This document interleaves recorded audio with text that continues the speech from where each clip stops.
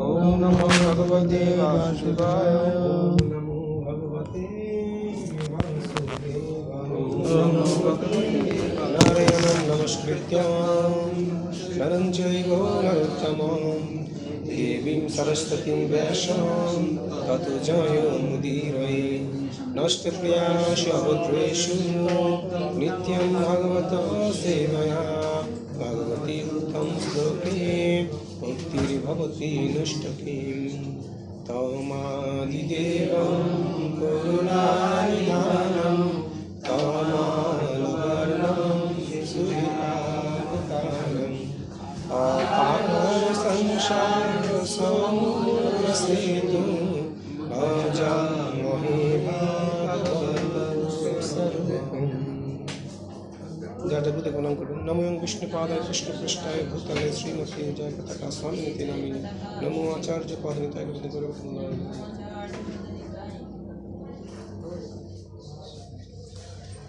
जय ओम से भगवतम की जय।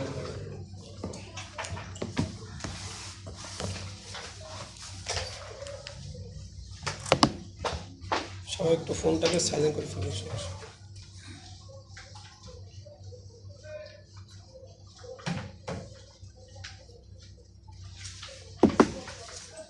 আমরা গত ক্লাসে কত অধ্যায়? 9 অধ্যায় 1 থেকে 24 পর্যন্ত পড়েছিলাম আমরা। আপনাকে বলেছিলাম যে পূর্বের অধ্যায়গুলোর একটু 5 থেকে 9 পর্যন্ত যে কটা অধ্যায় একটু না, আমি তো পুরোটা পড়তে বলিনি, জাস্ট মানে অধ্যায়টার সারমর্মটা কি সেটা, ওটা তো আসলে হবে কিন্তু জানলে কি সুবিধা, আপনাদের সিকোয়েন্সটা নিতে সুবিধা হবে, এই জন্য ভালো হবে। আর 12 নম্বর শ্লোকটা, একটা 12 নম্বর শ্লোক দিয়েছিলাম, নিশ্চয়ই সবাই করে ফেলেছেন তাই তো?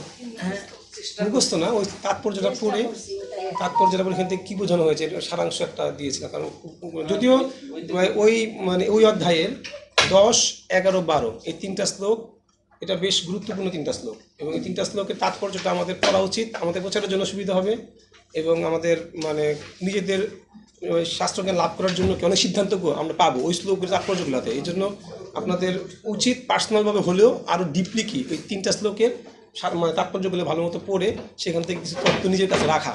এটা আমাদের জন্য অনেক, যেহেতু আমরা ভক্তি বইয়ের স্টুডেন্ট, অনেক ক্ষেত্রে আমাদের অনেক কিছু অনেকের প্রশ্নের সম্মুখীন হতে হয়, উত্তর দিতে হয়, জানাটা খুব জরুরি। এই জন্য তো কেউ কি আমাদের 5ম অধ্যায়ের সারাংশ কি বলতে পারবেন? 5ম অধ্যায়, 5ম বা আপনারা যদি যেটা বলতে দেখে বলেন সমস্যা নেই, কিন্তু আপনি লিখে নিয়ে আসছেন, ঠিক আছে, দেখে বলেন সমস্যা নেই, কিন্তু যে 5ম থেকে 9ম 5ম অধ্যায় কী ছিল? অধ্যায়ের নাম কি? বিদুর ও মৈত্রের সংবাদ। অনেক ক্ষেত্রে এরকম হয় যে আমরা ইউনিট পড়ছি না, অধ্যায় নামই কি ঠিক মতো অনেকে আমরা বলতে পারি না, পড়তে ভুলে যাই আসলে। এই জন্য যেহেতু আমরা ইউনিটটা শেষ করতেছি, আমরা যাতে একটু জিনিসটা জানি তাহলে সুবিধা হবে। কি ছিল? হ্যাঁ বলেন। বিদুর মৈত্রের সংবাদ। বিদুর তো হরিদ্বারে গিয়ে মৈত্রী ঋষির কাছে প্রশ্ন করছিল, সেখানে তিনি ভগবানের যেমন অবতার, গুণ অবতার এই সম্পর্কিত প্রশ্ন করছিল। আবার বিদুর বলতেছিল সরাসরি ভগবান সম্পর্কে প্রশ্ন না করে তিনি ঘুরিয়ে কিছু প্রশ্ন করছিল। যেমন বলতেছিল যে এই যে মানুষ সাধারণ জীব জনসুখের তথ্য দেখতে, কিন্তু জনসুখ করেও কিন্তু সে সুখের সন্ধান পায় না। তারপরে ওই চ্যাপ্টারের শেষের দিকে এসে ভগবান বিভিন্ন গুণাবলী সম্পর্কে ওখানে বর্ণনা করছে শেষের দিকে শ্লোকগুলো।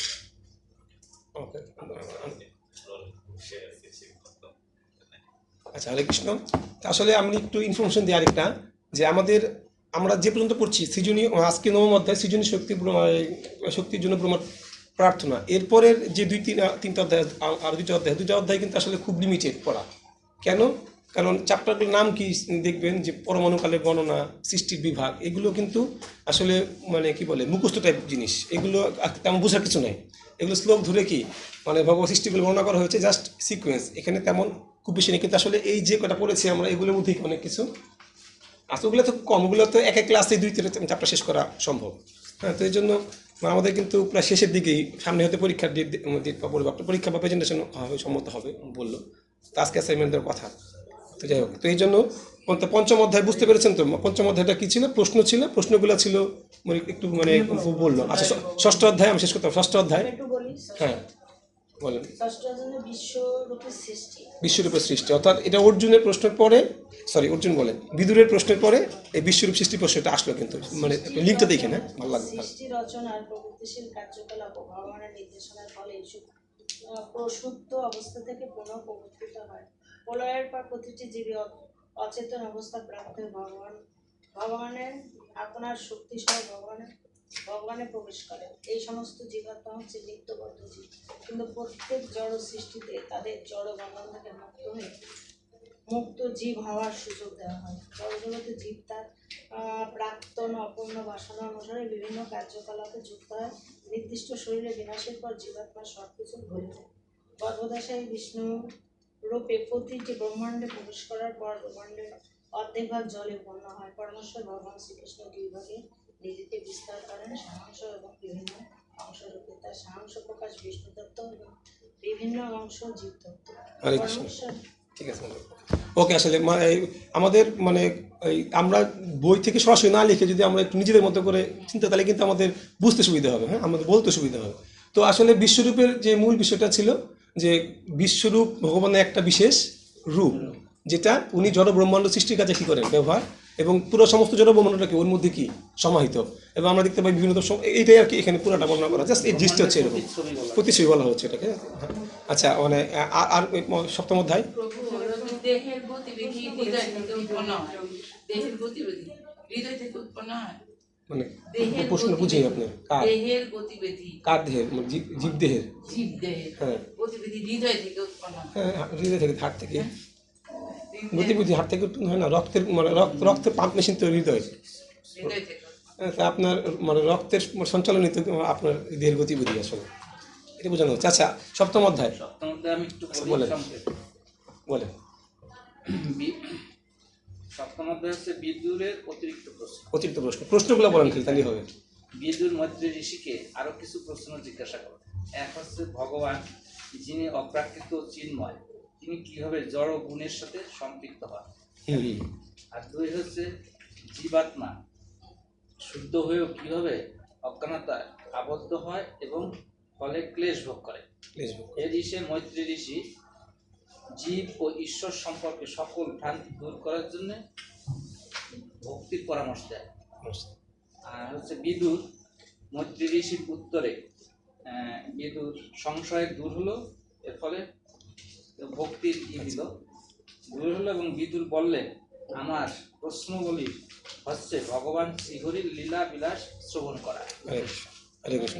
মানে খুবই গুরুত্বপূর্ণ প্রভু যেটা বলেছেন এই সংক্ষেপেই। আর বিদুরের আমাদের মানে এই ইউনিটের ক্ষেত্রে মৈত্র পঞ্চম অধ্যায়ের যে প্রশ্নাবলী এবং অতি প্রশ্নগুলো আমাদের প্রত্যেক জানা দরকার, কারণ ইউনিটের কিন্তু এটা একটা বেসিক বিষয় এবং মানে খুব কি পয়েন্ট যে বিদুরের প্রশ্নগুলো কী ছিল এবং মৈত্র ঋষির মানে আবার বিদুরের অতিরিক্ত প্রশ্নগুলো কী ছিল, এগুলোর একটা সেন্স আমাদের থাকা অবশ্যই গুরুত্বপূর্ণ। এবং ভাগবতমের শুরুতেই কী ছিল, ঋষিদের কটা প্রশ্ন ছিল? 6টা প্রশ্ন ছিল। নিশ্চয়ই আপনি 6টা প্রশ্ন পড়েছেন, এটা আলোচনা করে আপনি পড়ে ফেলেছেন। এবং আমরা দেখি সমস্ত এই সেকেন্ড স্কন্ধে আছে যে ভাগবত 10টি বিষয়। আপনারা একটু চেষ্টা করবেন যে ওই বিদুরের প্রশ্নগুলোর সাথে ওই 6টা প্রশ্নের কোথায় কোথায় লিঙ্ক আছে, এবং ওই 10টা বিষয় যে ভাগবতের যে 10টা বিষয় আলোচনা করা হয়েছে, বিষয় স্বর্গ বিসর্গ স্থানম, তো এই 10টা বিষয় কোন কোন প্রশ্নগুলো ওই বিষয়ের সাথে লিঙ্ক হয়, তাহলে ইউনিটের আসলে এইটাই কিন্তু জিস্ট। এবং এইখান থেকে উত্তরগুলো কি আসছে। তো যেটা ছিল প্রশ্ন যে ভগবান মায়াধীশ, তথাপি কি মায়ের মধ্যে এসে তিনি কিভাবে কার্য করেন, এবং জীব শুদ্ধ মানে শুদ্ধ চিন্ময় অংশ, তথাপি সে কীভাবে মানে অবিদ্যা দ্বারা আক্রান্ত হন। তো দুইটা উদাহরণ কিন্তু খুব ভাগবত চমৎকার, একটা স্বপ্নের উদাহরণ আর একটা কি চন্দ্রের উদাহরণ। হ্যাঁ, মানে এটা মানে এই দুইটা উদাহরণ যদি আমাদের খেয়াল থাকে তা বুঝতে পারবো যে আসলে আমাদের স্থিতিটা কি, আসলে যে আমরা যে স্বপ্নের মধ্যে আছি, চন্দ্রের সাথে মানে জলের সাথে চন্দ্রের সাথে তো কোনো সম্পর্কই নাই, কিন্তু অথচ কি মনে হচ্ছে কি চন্দ্র কাঁপতেছে। মানে এই যে বিভ্রান্ত, আমরা যে বিভ্রান্ত, কিভাবে বিভ্রান্ত এই জগতে, এগুলোকে একটা বাস্তব উদাহরণ এই বিষয়ে বলা হয়েছে। এরপরে আছে নবম অধ্যায়, এই যে অধ্যায় আছে আমরা অষ্টম অধ্যায়। আচ্ছা, অষ্টম অধ্যায় কি ছিল? গর্ভদশা এক বিষ্ণু থেকে। হ্যাঁ, কেউ বলতে চান? হ্যাঁ, একটা সিদ্ধ যোগী কিভাবে এক স্থান থেকে অন্য স্থানে গমন করে? গঙ্গার জল মস্তকে ধারণ করলে কি ফল? আচ্ছা, এখানে একটা প্রশ্ন করি। এখানে সিদ্ধ যোগীর যে উদাহরণটা দিয়েছে মানে শাস্ত্রে, মানে এই গঙ্গার মাধ্যমে পুরো ব্রহ্মাণ্ড, এখানে এটার সাথে ব্রহ্মার জন্মের সাথে কেন, মানে এখানে এই বিষয়টা কেন আসলো, মানে তুলনা করলো কি জন্য? মানে ভাগবতমে যে ব্রহ্মা সৃষ্টি হয়েছে ভগবানের নাভি থেকে, তো এখানে সিদ্ধ যোগীর এই তুলনার সাথে এই ব্রহ্মার জন্মে কোনো সম্পর্ক আছে কি? বুঝলেন না কথাটা? না, প্রশ্নটা বুঝতে পেরেছেন? মানে ব্রহ্মার যে জন্ম পদ্মে হয়েছে, সে আবার পুরো নালে কি নালে মানে ঘুরলো দেখলো, সেখানে সিদ্ধযোগীর সাথে গঙ্গার মানে যে তুলনা করা হয়েছে, সিদ্ধযোগীরা সব জায়গায়, এর সাথে কোনো সম্পর্ক আছে? সম্পর্কটা কি আসলে? সম্পর্কটা হচ্ছে মানে এরকম যে ব্রহ্মা যেমন নালের মাধ্যমে কি পুরো পদ্ম থেকে ভগবানের মূল পর্যন্ত কি গমন করতে পারে, সিদ্ধযোগীরাও ঠিক এখানে দেখা যাচ্ছে যে গঙ্গা দেবী ব্রহ্মার এক স্থান থেকে পুরো সম্পূর্ণ জায়গায় কি বিদ্যমান, সিদ্ধযোগ মানে সিদ্ধযোগীরা এক স্থান থেকে আরেক স্থানে যেতে পারে। কিন্তু ভগবানের সেবা যুক্ত না হলে ভগবানকে কিন্তু জানা সম্ভব না। যোগীরাও কিন্তু কি পুরোপুরি কি ঘুরছে। আমরা ভক্তি টুয়ে পড়ছিলাম যে মানে একজন মানে নির্বিশেষবাদী যোগী যিনি ঘোরাঘুরি করে, তিনি এমনভাবে ঘোরাঘুরি করে যে ভগবান তার কাছে, তার হৃদয় মানে সারা ব্রহ্মাণ্ড ঘুরছে, কিন্তু কি ভগবানকে তিনি খুঁজে পাচ্ছে না। ঠিক এরকমভাবে আর কি ব্রহ্মার ধ্যান করার আগ পর্যন্ত স্টেজটা কীরকম ছিল, এরকমই ছিল। সে মানে অনেক খুঁজাখুঁজি করছেন ভগবানকে, কি যখনই সে ধ্যানস্থ হলেন বা ভগবানের সাথে যুক্ত হলেন, তখন তিনি কি ভগবানের সন্ধান, ভগবান তাকে কৃপা করলেন। অ্যাক্টিভিটি পালন হ্যাঁ, করছে। বলেন মাতাজি। শেষ শেষ আপনারটা বলা শেষ? ওকে, নবম অধ্যায় কেউ? নবম অধ্যায় কি কত ক্লাস? আর কেউ? প্রেম কীর্তন প্রভু ছিলেন তো কত ক্লাসে? নবম অধ্যায়টা একটু বলেন, আমরা কি আলোচনা করেছিলাম? ওখানে ব্রহ্মার কিভাবে জন্ম হলো, তার পদ্ম থেকে এই বিষয়ে আলোচনা করা হয়েছিল। এরপরে ছিল যারা পরমেশ্বর ভগবানের সবিশেষ সূক্ষ্ম উপেক্ষা করে তাদের কি গতিবিধি হয়। তারপর ছিল বদ্ধজীবদের যে বিমূঢ়তা, বদ্ধজীবরা কিভাবে এই জগতে থেকেও যে বিভিন্ন মোহবশে এই বিমূঢ়তা সম্পর্কে বর্ণনা করা হয়েছিল। তারপরে ভক্ত তারা শ্রবণের মাধ্যমে, মানে কর্ণের মাধ্যমে তারা এই করে দর্শন করে। আর কেউ? সংগ্রহ করে। কথা বলা হয়। এখানে অনেক প্রচারের বিষয় আছে। বলেন, আর কার কেউ অ্যাড করতে চাইলে? হ্যাঁ, গ্রহণ করেন হচ্ছিল ভগবানের সেবার জন্য, আরেকটা বলা হয়েছে আর যারা ভক্ত নয় তারা গ্রহণ করেন হচ্ছিল নিজের ইন্দ্রিয় তৃপ্তির জন্য। এগুলো হ্যাঁ, পয়েন্ট। ওকে, আমরা আর কি অ্যাড করতে পারবো? আর কেউ অ্যাড করতে চান এখানে? মানে কি বলা হয়েছে? হ্যাঁ, বলেন। এখানে হয়তো ধরেন যে সাধারণ যারা ভজনা করে, ভজনের ভিতরে সত্যভক্ত যারা, তারা সবসময় যুক্ত থাকতে চেষ্টা করে। তারা মনে চায় না যে ভগবান ধামে যাবে, আবার জড় জগতে থাকতে চায়, কিন্তু সে যদি ভগবান যেখানে নিতে চায় সেখানে। মানে স্বরূপ সিদ্ধির মধ্যে এখানে একটা পয়েন্ট দিচ্ছে যে স্বরূপ সিদ্ধিটা এতটা আমি যেটা উপলব্ধি করছি, সেটা হলো ভগবানের সাথে যত যুক্ত থাকা যায় ওই উপলব্ধিকে স্বরূপ সিদ্ধি যাবে। আচ্ছা, তো এখানে এটা বোঝাচ্ছে যে স্বরূপ সিদ্ধিটা ভগবানের প্রতি সর্বাপতি দেয়, যেখানে যেরকম থাকা যায়, কিন্তু ভগবানকে মানে এই দুইটা আসলে ভগবান স্বয়ং দান করে। স্বরূপ সিদ্ধি বলতে স্বরূপ আমার রূপ, মানে আমি ভগবানের, আমার রূপ বলতে কি আমি সেবক দাস, মানে কি আমার একটা কাজ আছে, মানে সেবা আছে। এই সেবাটা ভগবান কি করবে? আপনার বিধি ভক্তির মাধ্যমে যখন আপনি সেই স্তরে যাবেন, আপনার নিষ্কাম হবেন পুরোপুরি, তখন ভগবান আপনার হৃদয়ে কি সেটা দেখাবে যে আপনি কোন। তো এটাই বলছে, কিন্তু মানে যেটা মানে বর্তমানে এটা তো একটা কন্ট্রোভার্সি বিষয়, মানে স্বরূপ সিদ্ধি বিষয়টা। কারণ মানে মানে বর্তমান জগতে অনেক ক্ষেত্রে আমরা স্বরূপ সিদ্ধির এরকম একটা বিষয় দেখি। আপনি বৃন্দাবনে গেলে বা মানে বিভিন্ন মানে সময় দেখতে পাবেন যে স্বরূপ সিদ্ধি বিষয়টা তারা আগেই কি মানে আগেই এরা মানে স্বরূপ সিদ্ধি অর্থাৎ একটা সিদ্ধিতে তারা কি সেবা করতে থাকে, এটা এরকম দেখি আর কি। তো প্রভুপাদ ব্যাখ্যা দিচ্ছেন যে ভগবান আমি সেবা করতে থাকবো, যে সেবায় আসলে গুরুদেবের আজ্ঞা পালন করতে থাকবো, ব্যাস করতে করতে আমার মধ্যে ভগবানকে এক সময়, যেমন বলি না ভাই ইষ্ট দেবতা, এটাও কিন্তু আসলে ওই মানে সেবা করতে করতে কি ভগবান একটা মানে প্রকাশিত হবে আর কি বিষয়টা। আপনি বলতেছেন তো? আরো কিছু বিষয় আছে। হ্যাঁ, 12 নম্বর শ্লোকটা এখন পড়াতেছিলাম, একটু সবার শ্লোকটা একটু। যেমন সকাম করে তারা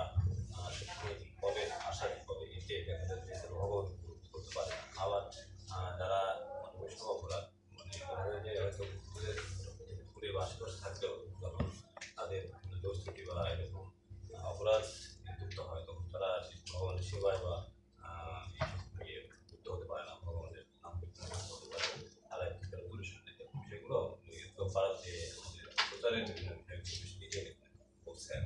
হরে কৃষ্ণ। আর কেউ 12 নম্বর শ্লোক কে পড়েছেন? 12 নম্বর শ্লোকটা পড়েন নাই। যাক, আমি আপনাদেরকে অনুরোধ করবো আপনারা ওই 10, 11, 12 3টা শ্লোক ভালো করে পড়বেন। এ থেকে প্রচারের অনেকগুলো কি প্রচারের জন্য আসলে নিজের সিদ্ধান্ত আগে প্রয়োজন, আর নিজে অনেক সিদ্ধান্ত কি সঠিকভাবে গ্রহণ করতে পারবেন এবং সেটা আপনি সেবা কাজে ব্যবহার করতে পারবেন। এর জন্য 10, 11, 12 তাৎপর্যগুলো, প্রভুপাদের মনোভাব, উদ্দেশ্য যদি বুঝতে পারেন আপনাদের জন্য খুব ভালো হবে সবার জন্য। হরে কৃষ্ণ। তো যাক, আমি আমার ক্লাস শুরু করতেছি।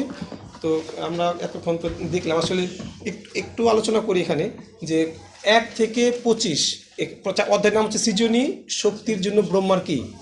সুতরাং বুঝতে পারতেছি আমরা এখানে এখানে ব্রহ্মা প্রার্থনা করেছেন ভগবানের কাছে তার সৃজনী শক্তি কাজ করার জন্য।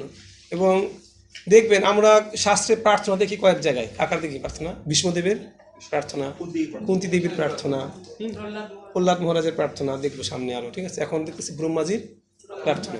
এবং পরবর্তী এখানে আসবে যে ভগবান মানে ভাগবত ব্যক্ত করেছেন যে ব্রহ্মার মতো প্রার্থনা করলে অবশ্যই কি কৃপা প্রাপ্ত হওয়া যাবে যদি কি প্রার্থনা করেন। তো এখানে ব্রহ্মার প্রার্থনার ধরনটা কি ছিল এটা একটু বোঝাতে হবে। এই পর্যন্ত যে প্রার্থনা মানে ব্রহ্মা 1 থেকে আমরা 24 পর্যন্ত বললাম, এখানে প্রার্থনা যে মানে করেছে, প্রার্থনা কিছু কিছু ধরন ছিল, কিছু ক্রাইটেরিয়া ছিল। সবার প্রার্থনা কিন্তু কুন্তীর প্রার্থনা ছিল একরকম, বিষ্ণুদেবের প্রার্থনা ছিল কি একরকম, আর ব্রহ্মার প্রার্থনাটা কি একটু ভিন্ন। কি ভিন্নতা কেন? কারণ ব্রহ্মার প্রার্থনার উদ্দেশ্য কি ছিল? কি সৃষ্টিকার্য করবে তিনি। তো আসলে এই জন্য প্রার্থনা কিন্তু আমার মনোভাব অনুযায়ী কি প্রকাশিত হয়। রাইট, আমার মনোভাব অনুযায়ী প্রার্থনা কি হবে, বাসনা অনুযায়ী প্রার্থনা কি হবে, প্রকাশিত হবে। তো ব্রহ্মার প্রার্থনা ছিল মানে প্রথম দিকে প্রার্থনা ছিল ভগবানের রূপ নিয়ে প্রার্থনা করেছিল। ভগবানের রূপটা মানে কি বলে সৃষ্টির সেরা রূপ, এটা সেরা রূপ, মঙ্গলময় রূপ, শুভ রূপ। হ্যাঁ, তারপর আরও অনেক কিছু বলেছেন এখানে। জরাতীত রূপ, এগুলো কিন্তু একটা সৃষ্টির জন্য কি। এখানে জরাতীত রূপ বলার উদ্দেশ্য, জ্বরের অতীত বলার উদ্দেশ্য হচ্ছে কি ব্রহ্মা দেখতে পাচ্ছে ভগবান জ্বরের সাথে কি এই ওতপ্রোতভাবে কি তিনি জড়িয়ে আছেন, কিন্তু ততই তিনি জ্বরের জগতের অতীত। এবং প্রার্থনা করতে করতে ভগবান আমাদের বদ্ধ জীবদের যে করুণ অবস্থা, হ্যাঁ, বদ্ধ জীবরা যে মানে ব্রহ্মা আক্ষেপ করছেন। দেখুন, ব্রহ্মা হচ্ছে এই ব্রহ্মাণ্ডের শ্রেষ্ঠ জীব, উনি আক্ষেপ করছেন যে আমাদের মতো বদ্ধজীবদের দুর্গতি, আমরা দুর্ভাগ্য যে আমরা ভগবানের সেবায় যুক্ত হই না। উনি শ্রেষ্ঠ জীব হয়ে আমাদেরকে শিখাচ্ছেন যে আমাদেরও কী করা উচিত, আমরা যত বড় হই না কেন আমাদেরও কী করা উচিত, ভগবানের ভক্তি ব্যতীত আমরা কোনো কিছু শক্তি অর্জন করতে পারবো না। অ্যাকচুয়ালি মানে এটা আমরা মানে এখন বুঝি, আগে হয়তো শুধু ভক্তি বুঝতাম, তো এখন বুঝি যে প্রভুপাদ শুধু আমাদের ভক্তি দেয় না, সাথে কি দিছে, শক্তিও দিছে। আমার কথা বুঝতে পারছি, শুধুমাত্র কিন্তু ভক্তি দেয় নাই। আমরা মানে যদি তাকাই যে ইসকনের যে এখন শক্তি সারা বিশ্ব জুড়ে, এটা কিন্তু একটা বিশাল। আপনারা তো দেখেছেনই কয়েকদিন আগে যে দুর্গাপূজার সময় যে একটা ঘটনা ঘটলো, ইসকনের মানে রক্তদেহাঘাতের পুরা 150 বিশ্বে কি একত্রিত। এটা কিন্তু কি মানে ভক্তির সর্বোচ্চ মানে প্রদর্শন, শক্তির প্রদর্শনটা কিন্তু এখানে দেখা গেছে। সুতরাং প্রভুপাদ ভক্তির সাথে কি করেছেন, শক্তি। আর যে কোনো শক্তি, যে কোনো শুভ শক্তি আসে ভগবানের কৃপার ফলে, যেটা ব্রহ্ম দেখাচ্ছেন এখানে যে তিনি প্রার্থনা করতেন ভগবানের কাছে সৃষ্টি করার জন্য। তো এবং সেইখানে তিনি যখন মানে প্রার্থনা করতে করতে বললেন যে বদ্ধজীবের দুরবস্থা, এবং একটা শ্লোকে খুব চমৎকার বলেছেন যে বদ্ধজীবরা মানে যদিও ভগবানের দিব্য লীলা মহিমা কীর্তন শোনাটা কি জীবের পরম মঙ্গলময় কাজ, এটার মাধ্যমে সে মুক্তি লাভ করবে, তথাপি সে কেন যুক্ত হয় না। তো ব্যাখ্যা করতে বলছেন যে এর একটাই কারণ এই বদ্ধজীবীরা কি ইন্দ্রিয় বাসনায় কি অত্যন্ত আসক্ত। হ্যাঁ, তিতার দুঃখ তো পরে আসে, আগে আসে কি ভোগ করার বাসনা, তারপর তিতার দুঃখ আসে। মানে ভোগ করার বাসনাটা এরকম, দুঃখ আসলেও সে কি সেটা উপলব্ধি করতে পারে না। এর কারণে সেই ভগবানের কথা যদিও আমাদের জীবনে একমাত্র কর্তব্য, তথাপি কি আমরা এটা গ্রহণ করতে পারি না। তো বিষয়গুলো মানে সুন্দরভাবে ব্যাখ্যা করেছেন। এবং শেষের দিকে তিনি আমাদের যে শেষের যে আমরা পড়েছিলাম 22, 23, 24 এই শ্লোকগুলোতে, তিনি তখন সৃষ্টি করার জন্য প্রার্থনা কামনা করছেন ভগবানের। এই প্রার্থনাটা কীরকম ছিল একটু দেখেন। খুব 22 নম্বর শ্লোকে উনি প্রার্থনা করেছেন অন্তর্দৃষ্টি। প্রার্থনা ছিল কি, উনি 22 নম্বর শ্লোকে প্রার্থনা করেছেন যে আমাকে অন্তর্দৃষ্টি দান করো, কারণ আমি বাহ্যিকভাবে সব কিছু দেখতে পারবো না, বাহ্যিক দৃষ্টিতে সব কিছু উপলব্ধি করতে আমাদের অন্তর্দৃষ্টি মানে আসলে কি দৃষ্টি, দিব্য দৃষ্টি দান করার কথা বলা হচ্ছে, যে আমাকে যাতে আমি প্রত্যেকটা বস্তুর প্রকৃত স্বরূপ কি করতে পারি, নির্ধারণ করতে পারি। এর জন্য উনি 22 নম্বর শ্লোকে চাইলেন কি, অন্তর্দেশে যাতে আমি বিচার করতে পারি। এবং এরপরে শ্লোকে চাইলেন যে মানে যদি দিব্য দৃষ্টি দান করতে পারি, পেলে যদি আমি অহংকার থেকে মুক্ত না হই, তাহলে কি মিথ্যা অহংকার থেকে মুক্ত না হলে আমি আবার কি হব, পতিত হব। এজন্য মিথ্যা অহংকার থেকে মুক্ত হওয়ার জন্য কি আকুলভাবে প্রার্থনা করলেন, যেন উনি সৃষ্টি করতে করতে, যেহেতু সৃষ্টি করার বিষয়, যেন ভোগ করতে করতে উনি আবার নিজেকে ভোগী না ভাবেন, সেই বিষয়টা উনি প্রার্থনা করলেন ভগবানের কাছে। এবং পরবর্তী শ্লোক যেটা আরো ইন্টারেস্টিং, তার প্রার্থনা ছিল পরবর্তী শ্লোকে যেন এই যে উনি যে নিজেকে অহংকার মুক্ত রাখবেন, তার জন্য উপায়টা কি ছিল, ভগবানের নামের আশ্রয় লাভ করা। দেখবেন শ্লোক নাম্বার কোথায় জানি, শ্লোক নাম্বার 24 সম্ভবত, একটু 24 নম্বর শ্লোকটা খুললেন, যেটা শেষ শ্লোক ছিল আমাদের। হ্যাঁ,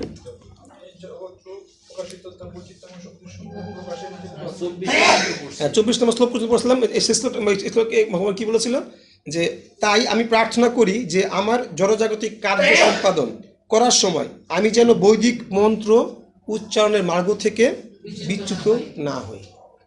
বুঝতে পেরেছেন তো? তো প্রার্থনা করার এগুলো কি এক একটা পদ্ধতি, সিস্টেম।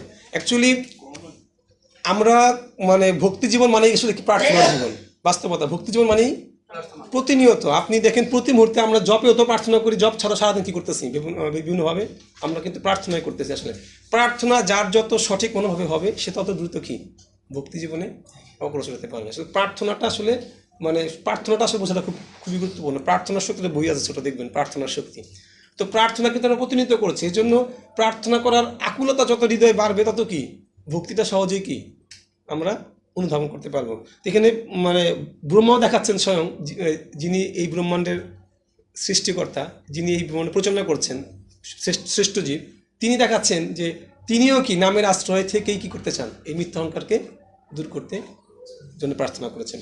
এবং 25 নম্বর শ্লোক থেকে আমরা শুরু করবো। সবাই আমরা হ্যাঁ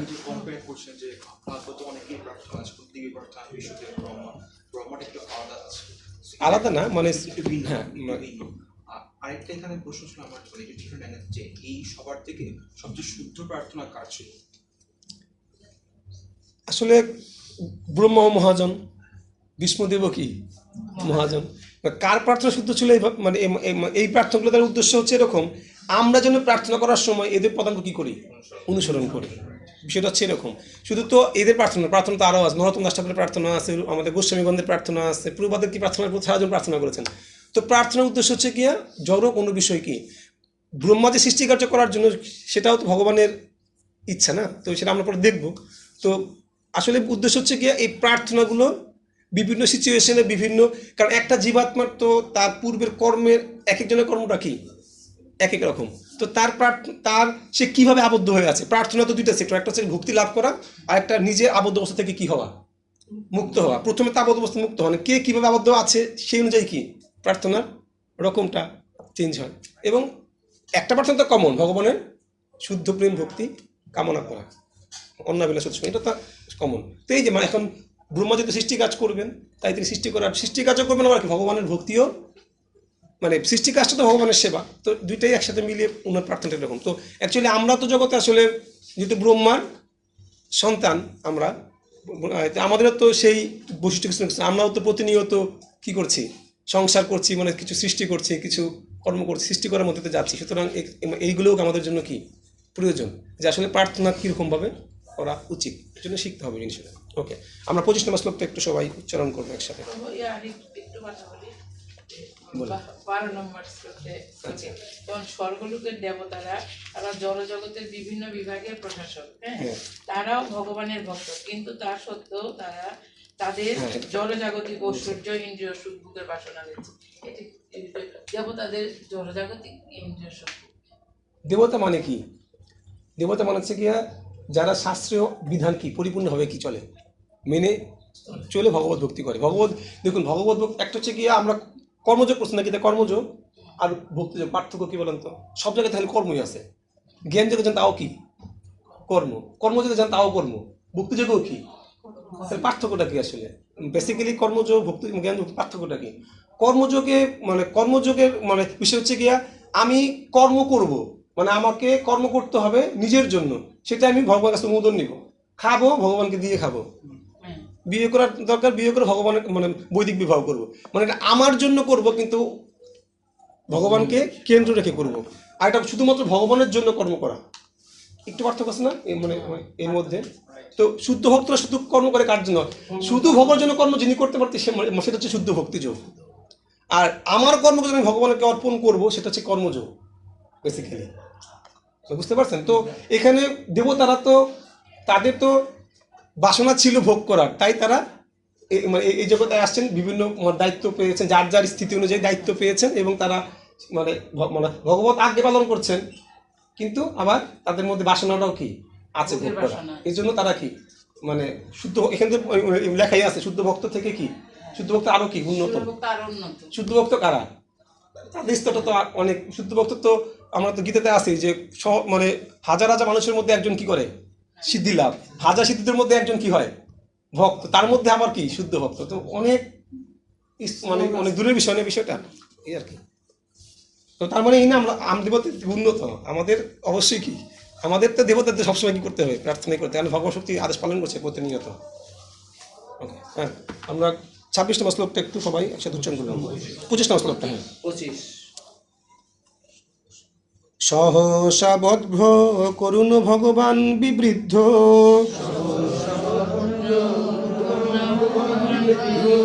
প্রেমে স্মিতেন নয়নাম্বুরুহম বিজৃম্ভন উত্থায় বিশ্ব বিজয়ায় চন বিষাদম মধ্যা গিরা অপনয়নাৎ পুরুষ পুরাণ।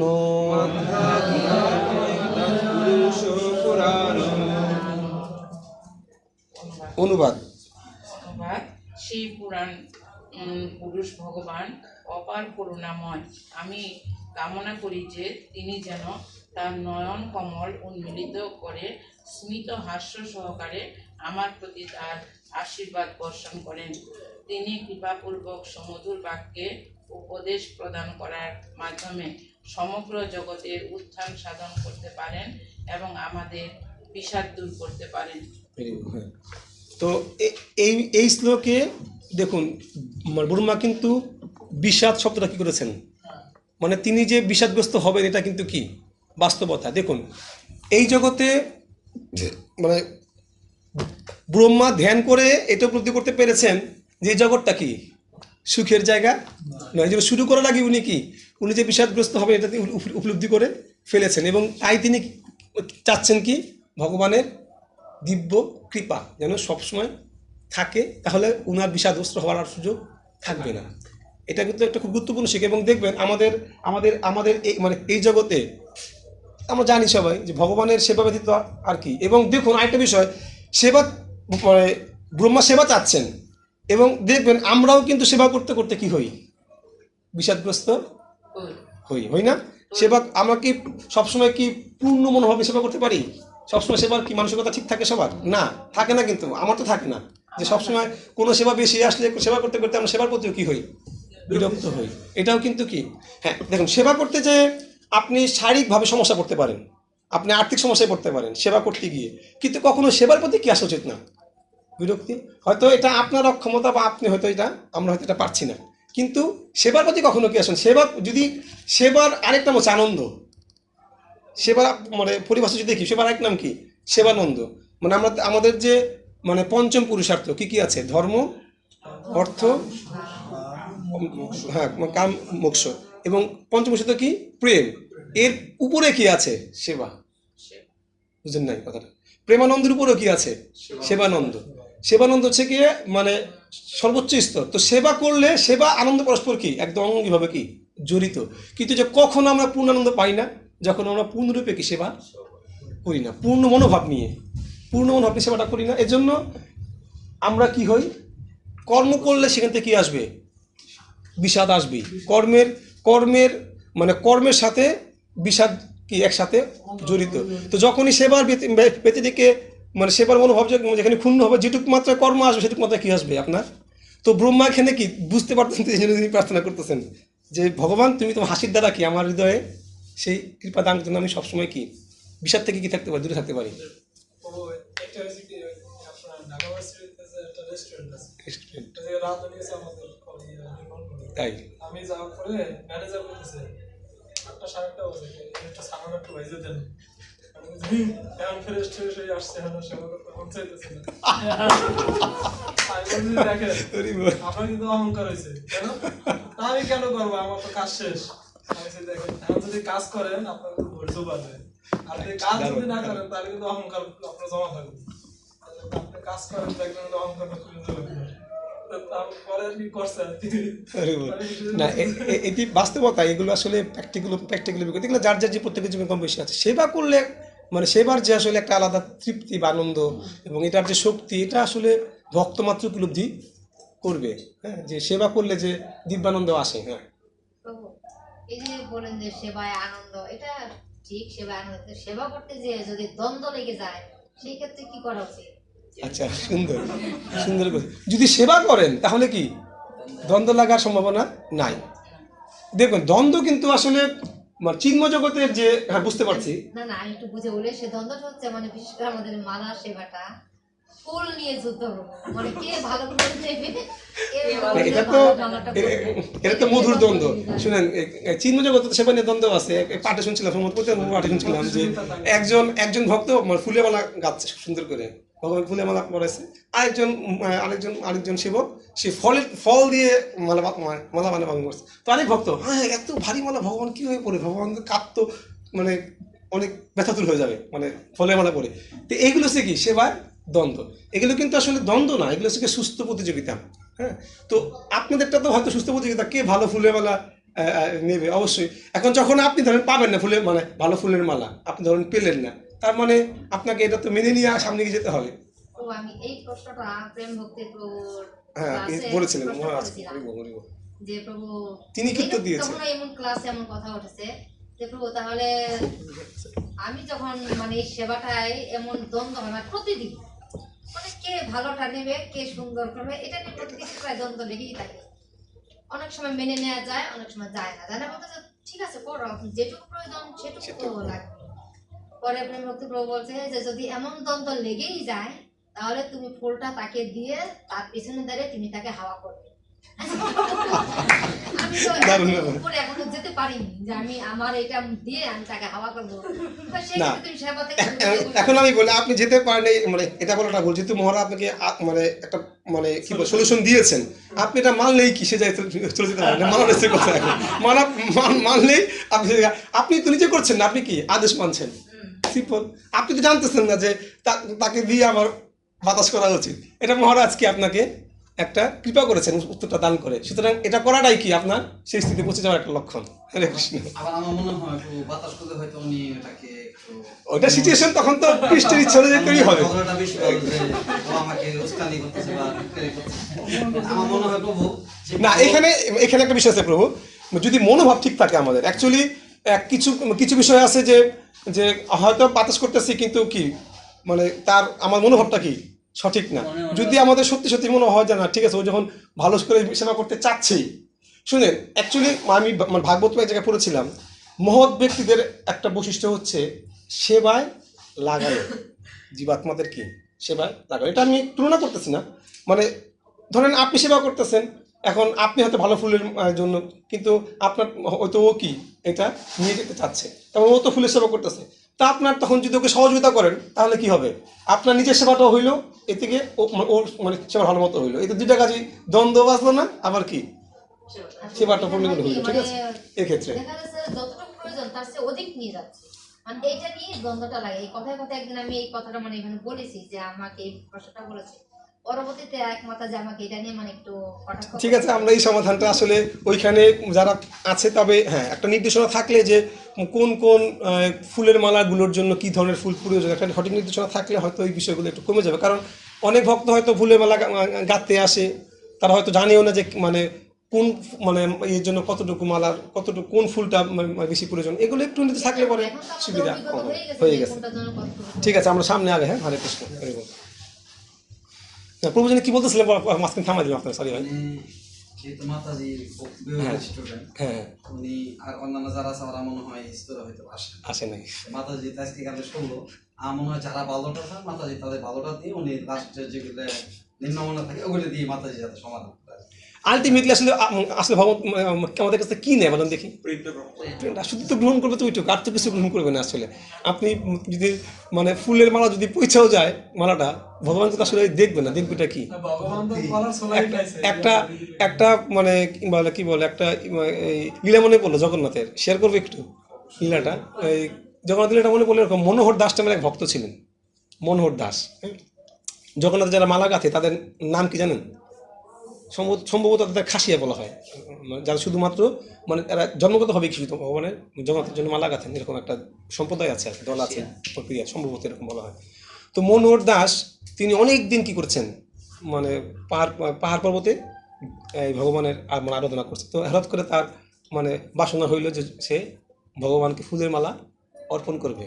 তো সে দীর্ঘ মানে পথ থেকে নেমে এসে সে দীর্ঘক্ষণ মানে অনেক রাস্তা দিয়ে সে মানে অনেক পদ্ম ফুল সে সংগ্রহ করে সেই ফুল মাথায় করে নিয়ে দীর্ঘ পথ সে কি হেঁটে হেঁটে পুরীতে আসছে। তো পুরীতে আস্তে আস্তে ফুলগুলো কি শুকিয়ে একদম মানে মানে ছোট হয়ে গেছে।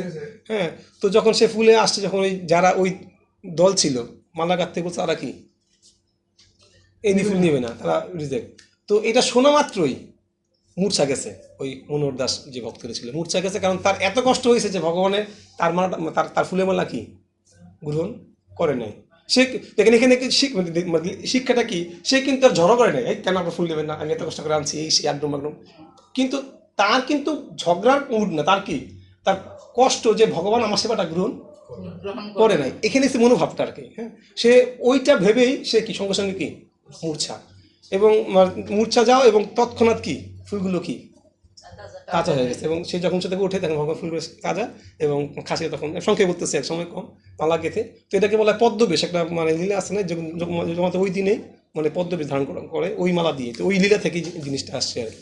তো এই হচ্ছে গিয়া যে ভগবানের যে ফুলের মালার বিষয়, যে ভগবান আসলে মালা ছিল কি শেষ, কিন্তু মালার কিন্তু আর ডেট ওভার মালা হয়ে গেছে, ফুলগুলো ডেট ওভার ছিল, তারপরে ভগবানের কৃপায় কি আবার কি, কারণ ভগবান এখানে আসলে গ্রহণ করছে কি ফুল নাকি মানে মনোহর দাসের আরতিটা ভাবটা। তো বলার উদ্দেশ্য হচ্ছে ভক্ত ভাবটাই ভগবান কি করে আসলে গ্রহণ করে। এই জন্য যদি কোনো দ্বন্দ্ব হয়, দ্বন্দ্বে না যাওয়াটাই কি জীবনের কাজ। হ্যাঁ, তো ভগবান তো আসলে মানে প্রেমটা গ্রহণ করবে, আপনার উদ্দেশ্য তো ভগবানকে মানে ভগবানকে প্রেম নিবেদন করা, ওইটুকু চিন্তা করলে দেখবেন। ঠিক আছে, হরে কৃষ্ণ। ওকে, 26 নম্বর শ্লোক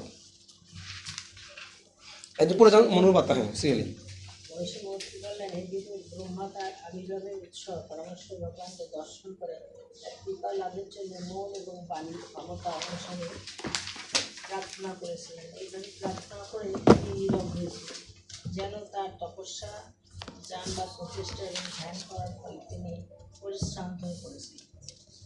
হ্যাঁ, পরে 27 শ্লোক পড়ে যান। হ্যাঁ, পরে ভগবান দেখেছিলেন যে ব্রহ্মা বিভিন্ন গ্রহলোকের সৃষ্টি ও পরিকল্পনার ব্যাপারে অত্যন্ত চিন্তিত হয়েছিলেন এবং প্রলয় বাড়ি দর্শনে অত্যন্ত বিষাদগ্রস্ত হয়েছিলেন। তিনি ব্রহ্মার অভিপ্রায় বুঝতে পেরে গভীর চিন্তাশীল বাক্যের দ্বারা ব্রহ্মার মোহ অপনোদন করেছিলেন। হরে কৃষ্ণ। তো দেখুন এই যে 26, 27, 28 এই শ্লোকে কিন্তু দেখতে পাচ্ছি ব্রহ্মার বিমর্ষ অবস্থা, তাই না? ব্রহ্মা এতক্ষণ প্রার্থনা করলেন, প্রার্থনা করার পর প্রার্থনা করতে যখন থামলেন, থেমে যখন উনি চিন্তা করলেন যে আমি কীভাবে কাজ করব, ভগবান প্রার্থনা স্যাংশন হওয়ার আগ পর্যন্ত কি প্রার্থনা তো নিবেদন ভগবানকে প্রার্থনা করলেন, স্যাংশন হওয়ার আগ পর্যন্ত যে ব্রহ্মার স্থিতি এখানে বর্ণনা করা হচ্ছে। এবং এইখানে মানে 26 নম্বর শ্লোকে তাৎপর্য খুব গুরুত্বপূর্ণ একটা বিষয় ব্যক্ত করা হয়েছে, যে ব্রহ্মা ছিল প্রথম প্রাণী, প্রথম জীব, তখন তো কোনো আর গুরু ছিল না। তো এটাই বলছে যে চৈত্য গুরুরূপে যে ভগবান হৃদয়ে বিরাজ করেন, এটা তার প্রমাণ এগুলো ব্যক্ত করেন যে চৈত্য গুরুরূপে ভগবান যে হৃদয়ে বিরাজ করেন এবং তিনি যে চৈত্য গুরুরূপে আমাদেরকে দিকনির্দেশ দান করে তার প্রমাণ, সেখানে কিন্তু ভগবান চৈত্য গুরুরূপে কি ব্রহ্মাকে এবং পরবর্তী ব্রহ্মাকে অনেক নির্দেশ কে করেছেন, ভগবান দান করেছেন চৈত্য গুরুর রূপে। তো এখানে যে সব গুরুদেব বলতে এখানে সেটা এখানে মানে তাৎপর্য ব্যক্ত করেছেন, আপনার দেখবেন। এবং পরবর্তী শ্লোকে দেখুন যে ব্রহ্মা প্রলয় বাড়ি দর্শন করে মানে ধ্বংস দর্শন করে সে কি বিমর্ষ হলেন। এখন দেখুন, যখন প্রার্থনা করলেন, আমরা তো অনেক সময় প্রার্থনা করি না? প্রার্থনা পূর্ণ হওয়ার আগে কি ব্রহ্মার যে অবস্থায়, আমাদের অবস্থা কিন্তু ম্যাক্সিমাম ক্ষেত্রে কিন্তু কি এরকম, কেন প্রার্থনা পূর্ণ হচ্ছে না, বিষাদগ্রস্ত। তো এটাই কিন্তু আসলে ব্রহ্মা এখানে দেখতে পাচ্ছি, ব্রহ্মা প্রার্থনা করার পর উনি প্রার্থনা করতে করতে ক্লান্ত হয়ে বিশ্রান্ত হয়ে তিনি মানে তার চেহারা বিষাদগ্রস্ত। এই অবস্থা কি যখন ভগবান দেখলেন, এরপর ভগবান কি তার উত্তর দেওয়া, তার কৃপা দান করা শুরু করবেন পরবর্তী শ্লোক থেকে। 29 নম্বর শ্লোক। এখানে আছে যে তির্যকটা কারা? যেমন যে তির্যক দেব বা বিভিন্ন প্রাণীতে বসবাসে কত নম্বর শ্লোক কথা বলছি? যে 28 নম্বর। আচ্ছা, দ্বিতীয় লাইন। মনুষ্য তির্যক দেব আদি, মনুষ্য তির্যক দেব আদি, এই তির্যক কারা? বাঁকা বোঝায় আসলে এখানে কি বোঝানো হয়েছে অ্যাকচুয়ালি দেখবো এটা আমারও এটা জানা নাই। তির্যক বলতে কি বোঝানো হয়েছে? মনুষ্য তির্যক দেব আদি বিভিন্ন প্রকার প্রাণীদের বসবাসের বিভিন্ন লোক সমূহ গগনমণ্ডলে তার ভেবে বিঘ্ন হয়েছিলেন।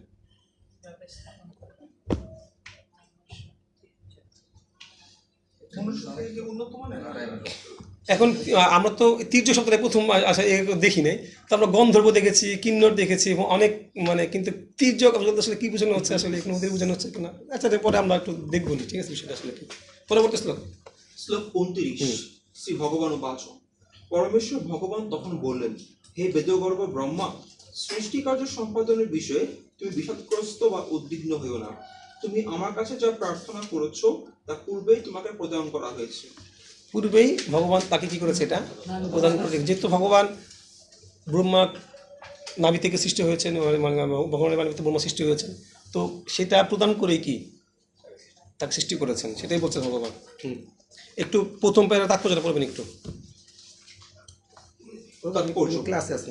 কেউ যখন ভগবান অথবা তার উপযুক্ত প্রতিনিধির দ্বারা অধিকার প্রাপ্ত হন, তখন সেই কার্য সম্পাদনের জন্য তিনি আশীর্বাদ তুষ্ট হন।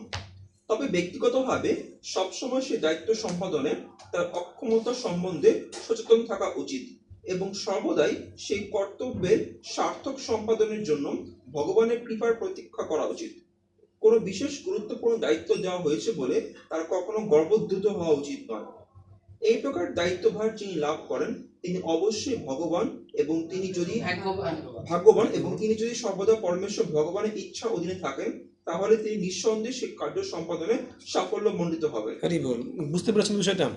এখানে মানে বলা হচ্ছে যে এর আগে বলেছিলাম যে যখন কোনো সেবা আমরা প্রাপ্ত হই, তখন সেই সেবার সাথে শুধু আমরা কি প্রাপ্ত হই? সেবা সম্পন্ন করার শক্তি বা আশীর্বাদ দুইটাই প্রাপ্ত হই। সেবা শুধু কিন্তু এমনিতে আসে না, সেবা কিন্তু তার শক্তি নিয়ে কি, শক্তি সামর্থ্য দুইটা নিয়ে আসে।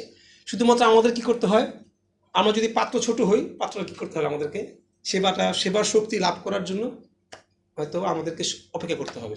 কিন্তু সেবা আসলে সাথে কি আসবে, শক্তি আসবে। যদি সেই সেবা আমি ব্যর্থ হই, তার মানে আমি সেই সেবা করতে ভগবান যে শক্তি আমাকে দিয়েছে সেটা আমি ধারণ করতে পারি নাই। এটা ব্যর্থতা আসলে কি আমার, যে আমি সেই সেবা শক্তিটাকে নিতে পারি নাই। তো মানে এটাই বলছে যে যে অধিকার প্রাপ্ত তখন যখন তিনি ভগবান তখন তাকে কি আশীর্বাদ তুষ্ট করে দেন। হ্যাঁ, এই জন্য আমাদের মানে চেষ্টা করা উচিত সেবা নিয়ে কখনো কি ভয় না পাওয়া, শুধুমাত্র কি প্রার্থনা করা ভগবানের, মানে অহংকার মুক্ত হয়ে কি প্রার্থনা করা, যে সেবার মানে করাবে কি স্বয়ং ভগবানই, কিন্তু সে অনুযায়ী কি কাজটা করা। তো এখানে এটাই দেখবেন আমাদের এই গুরু মহারাজের একটা লীলা মনে পড়লো, সেই একটু শেয়ার করি। গুরু মহারাজ তখন ছিল তমালকৃষ্ণ স্বামী মহারাজ, কলকাতার মন্দিরের প্রেসিডেন্ট প্রভুপাদ গুরু মহারাজকে, জগৎ গুরু মহারাজকে নিযুক্ত করেছেন। তো করে উনি তো বিদেশ বিভিন্ন জায়গায় চলে যেতেন তখন। তো তমালকৃষ্ণ স্বামী মহারাজ কোনো কারণে গুরু মহারাজকে সেই মানে পদ থেকে, অধ্যক্ষ পদ থেকে আবার সরিয়ে দিতেন। তো একটু চিন্তা করুন, এরকম 11 বার কি প্রভুপাদ গুরু মহারাজকে দায়িত্ব দিয়েছেন, আবার কি মানে তোমাকে স্বামী মহারাজ তাকে সরিয়েছেন, এরকম 11 বার ঘটেছেন। কিন্তু ওই 11 বারের মধ্যে গুরু মহারাজ কিন্তু একবারও এই বিষয় নিয়ে কোনো সাউন্ড, উনি বারবার মানে কতক্ষ হয়েছেন, আবার কি কিন্তু উনি প্রভুপাদকে কিছু বললেন নাই, তোমাকে মহারাজ কিন্তু উনি কোনো প্রতিক্রিয়া ব্যক্ত এটা কিন্তু একটা, আপনি একটু চিন্তা করুন তো, আপনাকে একটা পদে একবার দেওয়া হলো, সরা দিল, আবার দিল, আবার সরলো, আপনি কয়বার থাকতে পারবেন? আপনি কি মুখ দিয়ে আপনার কোনো প্রতিক্রিয়া আসবে না? কয়বার? একবার, দুইবার, তিনবার, চারবার? আপনি তো, আমার তো মনে হতো আমি এক দুবার হলেই আমার মিসেস আমার খারাপ হয়ে যাবে। আমি হয়তো এটা বলতাম যে আমাকে রাখার কি দরকার, থাকবোই না। কিন্তু বিষয়টা হচ্ছে গিয়ে স্থিতি। এবং এখানে দেখেন যে বিষয়টা পয়েন্টটা এই যে সেবা সম্বোধন করার জন্য কৃপার কি প্রতীক্ষা করতে হয়। যে কোনো মানে কোনো কাজ যখন হয় না, তার মানে আমাদের এখানে ধৈর্যের বিষয়টা খুব গুরুত্বপূর্ণ। যে কৃপাটা কিন্তু দেখা সমস্ত মানে একটা সেবা প্রাপ্ত হলেই যে সবসময় এটা তৎক্ষণাৎ সাফল্য মিলতে তা কিন্তু নয়। এই জন্য আমাকে সেবাও কি, যেমন যেমন ফুলের বিষয়টা মাথা যেটা আসে, যেহেতু যেহেতু আপনি হয়তো আজকে ভালো ফুল পান না, আপনি হয়তো ধৈর্য ধরেছেন, এক সময় কি আপনি এর থেকে অনেক সুন্দর ফুল কি, এটা হচ্ছে গিয়ে সেবা করতে থাকা এবং শক্তিটা কি সময় মতো কি আপনার নিকটে আসবে। তো যেটা গুরু মহারাজ 11 বার যখন এইভাবে তাকে যখন মানে এইভাবে হলো, তখন প্রভাত তাকে ওই কলকাতা থেকে সরিয়ে মায়াপুরের কি দায়িত্ব প্রদান করলেন। বুঝতে পেরেছেন তো? তাহলে শক্তিটা কিভাবে কি আরো বড় জায়গায় ধৈর্যটা পরীক্ষা। তো এই জন্য সেবা এবং সেবার শক্তি গ্রহণ করার যে মানে দৃঢ়তা, ধৈর্য, এটা অত্যন্ত কি গুরুত্বপূর্ণ। তো এটা আমাদের জন্য খুব শিক্ষা। এবং এখানেও তাৎপর্যপূর্ণ স্পষ্টভাবে এগুলো ব্যক্ত করেছেন। পরবর্তী শ্লোক। হরে কৃষ্ণ। এখন এখন কিন্তু ভগবান বলছে, এতক্ষণ কে বলেছেন? ব্রহ্মা। এখন বলছেন হে ব্রহ্মা, মানে ভগবান ব্যক্ত করছেন এখন। শ্লোক হচ্ছে 30 নম্বর। হে ব্রহ্মা, আমার অনুগ্রহ লাভের জন্য তুমি তপস্যা ও ধ্যানে নিজেকে প্রতিষ্ঠিত করো এবং তত্ত্বজ্ঞানের অনুসরণ করো। সেই কর্মের দ্বারা তুমি তোমার হৃদয় অভ্যন্তর থেকে সবকিছু জানতে পারবে। ভগবান মানে তাকে আবারও বললেন যে তপস্যা এবং ধ্যানে নিযুক্ত হওয়ার জন্য, শুধুমাত্র কর্ম না, শুধুমাত্র কাজ না, তাকে তার সাথে কি করতে বললেন? ধ্যান। এবং কারণ ধ্যান, তপস্যা বা ভগবানের ভক্তিযোগে যুক্ত হওয়া, নামের আশ লাভ করলে আমাদের হৃদয়ে কোনো বস্তুকে সঠিকভাবে দর্শন করার কি, আমরা তো মানে মানে মন্ত্রই আছে এরকম শ্লোকে যে জপিতে জপিতে যাবে প্রেমাঙ্কুর হইবে, সাধ্য সাধন তত্ত্ব সকলই সে বুঝিবে। দেখুন মানে অনেক ক্ষেত্রে আমরা অনেক কিছু কি ভক্তির অনেক তত্ত্ব কিন্তু কি আমরা বুঝতেও পারি না, বুঝতেও পার যদি মানে প্রেমের অঙ্কুর হৃদয়ে না আসে, অনেক তত্ত্ব কি আমরা উপলব্ধি করতে পারবো না। হ্যাঁ, তো এগুলো কিন্তু এটাই কিন্তু যে ভগবান কিন্তু শুধুমাত্র সেবা নয়, সাথে কি নামের আশ্রয় বা ধ্যান, তপস্যা, স্মরণের আশ্রয়। হ্যাঁ, তপস্যা মানে মানে স্বেচ্ছায় কষ্টকে স্বীকার করা, এটা থেকে মানে সাধারণ অর্থে। আর শাস্ত্র তপস্যা বলতে বোঝানো হচ্ছে স্বেচ্ছায় ভগবানের প্রীতি লাভ করার জন্য কোনো ইচ্ছাকৃত হবে স্বেচ্ছায় কি কষ্ট, দৈহিক কষ্ট, একাদশী করা। হ্যাঁ, এটা ধ্যান থেকে ধ্যান মানে থেকে যুক্ত থাকা, ভগবানের নিরন্তর ভগবানের স্মরণ করা। ধ্যানের শাব্দিক অর্থ হচ্ছে গিয়া কোনো বিষয়ে নিরন্তর চিন্তা করা, যে কোনো বিষয়। আর সেটা হচ্ছে যদি ভগবান হয় তো ভগবত ধ্যান। বুঝতে পারছি সেটা। আর তপস্যা ধ্যান সবটাই কি ভগবানের জন্যই করা উচিত। আমাদের ধ্যান কি, অনেকের তো টাকা টাকা টাকা টাকা মারছে না, তার টাকাটাই ধ্যান। দেখুন যে বিষয়ে ধ্যান করবে সে বিষয়ে কিছু না কিছু কি প্রাপ্ত সফল লাভ করবে 100%। এবং আপনারা যদি গীতার তাৎপর্য আছে, কোন তাৎপর্য মনে নাই, দেখবেন সমস্ত ধ্যান যোগে আছে যে কচ্ছপ ডিম পারে কোথায়? সমুদ্রে বা নদীতে। ডিম পেরে এসে সে উপরে ডাঙায় ডিম পেরে এসে সে চলে যায় কোথায়? সমুদ্রে চলে যায়, গিয়ে ধ্যান করে। ধ্যান করে তার বাচ্চাটা কি হচ্ছে, এবং সে ধ্যান করতে, কচ্ছপ ধ্যান না করলে কিন্তু ধরেন ডিম দেওয়ার পর কচ্ছপ দেহ রাখলো, ওই ডিম কিন্তু ফুটবে না, কারণ কচ্ছপ ধ্যান করে নেই। তারপরে ধ্যানের সাথে যে লিঙ্ক আছে, এটা কিন্তু ভগবান এই জীব জগতে কি আমাদের দেখাচ্ছেন চোখে আঙ্গুল দিয়ে, কিন্তু আমরা হয়তো বুঝতে পারি না যে ধ্যান করো, তার সাথে শক্তি প্রাপ্ত হওয়া। শুয়োপোকা যে প্রজাপতি হয় কিভাবে হয়? চিন্তা করতে ধ্যান করতে করতে বুঝো, ধ্যান করতে করতে। এগুলো শিক্ষা, যে তুমি যদি শুদ্ধভাবে ধ্যান করতে পারো, তুমি সেই শক্তি কি লাভ করতে পারো 100%। এগুলো কোনো মানে মানে এই জন্য ভক্তিকে বলা হচ্ছে বিজ্ঞান। ভক্তি বিজ্ঞান বলি আমরা, শুধু ভক্তি বলি না, ভক্তি বিজ্ঞান বলি আমরা। কেন? কারণ এটা পরীক্ষিত বিষয়, প্রমাণিত বিষয়। কিন্তু আমরা হয়তো লিঙ্ক আপ করতে পারি না, আমাদের এটা দুর্ভাগ্য। 31 নম্বর শ্লোক। হে ব্রহ্মা, তুমি যখন ভক্তিযোগে সমাহিত হবে, তখন তোমার সৃষ্টিকার্যে তোমার মধ্যে এবং সমগ্র বিশ্ব জুড়ে আমাকে দেখতে পাবে, এবং তুমি দেখবে যে তুমি সমগ্র জগৎ ও সমস্ত জীব সকলে আমার মধ্যে অবস্থিত। এখানে ভগবান ব্যক্ত করছেন যে আমি যে সব জায়গায় কীভাবে বিরাজ করছি এটা তোমাকে তো দেখতে হবে, দর্শন করতে হবে। কারণ তুমি জগৎ সৃষ্টি করবা, আমাকে যদি তুমি আমার অবস্থান যদি বুঝতে না পারো তুমি সেটা করতে পারবো না। আর দেখুন এখানে এটার জন্যই কিন্তু ভগবান তাকে কী করতে বললেন, আগে শ্লোকে ধ্যান এবং তপস্যায় যুক্ত থাকতে পারলেন, কারণ এটা দিব্য শক্তি দ্বারা কি প্রাপ্ত হওয়া সম্ভব। ওই আমরা মানে গত ক্লাসে একটা উদাহরণ দিয়েছিলাম যে আমরা মানে ধরেন মেইন সুইচটা অফ আছে, একজন মিস্ত্রি এসে সারাদিন ঘুরাইতে আসে লাইট ঠিক করার লেগে, সে পারবে ঠিক করতে? পরিশ্রম করে। আমরা কিন্তু যখন তাই করতেছি, আসলে যারা মানে বদ্ধ জীব আমরা কিন্তু তাই করতেছি, আমরা যুক্ত নাই মেইন জায়গায়, কিন্তু সারাদিন কি করতেছি, কাজ করতেছি। আলটিমেটলি রেজাল্টটা কি? হয়তো কিছু কাজ হয়েছে, হয়তো কাজ করলে হয়তো তারটা ঠিক হইলো, কিন্তু আলটিমেট কাজটা কি হইলো? কারণ মেইন সুইচের ঠিক ভগবত ধ্যানে যুক্ত না থাকলে মূল উদ্দেশ্যটাকে কখনো সফলিত হওয়া সম্ভব নয়। এটাই ভগবান আছে, তুমি আমার ধ্যানে যুক্ত থাকো, যে আমি যে কিভাবে কাজ করতেছি সেটাকে তুমি উপলব্ধি করতে পারবা। পরবর্তী শ্লোক। শ্লোক 32। তুমি সমস্ত জীবাত্মায় এবং সমগ্র বিশ্বে আমাকে দর্শন করবে, ঠিক যেমন আগুন কাঠের মধ্যে অবস্থান করে, সেই প্রকার দিব্য দৃষ্টি সম্পন্ন হওয়ার পরে কেবল তুমি সর্বপ্রকার থেকে মুক্ত হতে পারবে। তো এখানে মানে আগুনের সাথে মানে কাঠের মধ্যে মানে আগুনকে এখানে যে এক্সাম্পল দিয়েছে, দেখেন ভাগবতমের। হ্যাঁ, কাঠের মধ্যে কি আমরা আগুন দেখি সাধারণত? দেখতে পান কাঠের মধ্যে আগুন, কিন্তু কাঠে কিন্তু আগুন ধরলে কিন্তু আগুন কি কাঠ কিন্তু মানে আছে, কিন্তু আগুন কিন্তু কাঠ কিন্তু জ্বলতে থাকবে, কিন্তু লোহা তো জ্বলবে না। জ্বলবে কি? কাঠ কিন্তু জ্বলবে। সুতরাং কাঠের মধ্যে সেই শক্তিটা কি, যদিও আমি দেখতে পাচ্ছি না সাধারণ দৃষ্টিতে, কিন্তু কাঠের মধ্যে সেই শক্তিটা আমি দেখতে পাচ্ছি না বলে কি শক্তিটা নাই? আছে তো। আমি না দেখতে পারলেও কি শক্তিটা কিন্তু আছে। তো সেটা জানার জন্য কি করতে হবে আমাকে? আমার কি দরকার? সেই জ্ঞান দরকার, সেই দিব্য জ্ঞান দরকার। ভগবান যে কিভাবে প্রত্যেক মানে বিষয়ের মধ্যে আছে, ভগবান সর্বকারণে পরম কারণ, আমাদের যে ভগবত সেবাই করতে হবে একমাত্র, আর কোনো কাজ নেই আমাদের। সেটা বুঝতে গেলে কি দরকার আমাদেরকে? সেই ভগবানের তপস্যায় ধ্যানে কি যুক্ত হওয়াটা, এটাই মানে ব্রহ্মাকে ভগবান ব্যক্ত করছেন। পরবর্তী শ্লোক।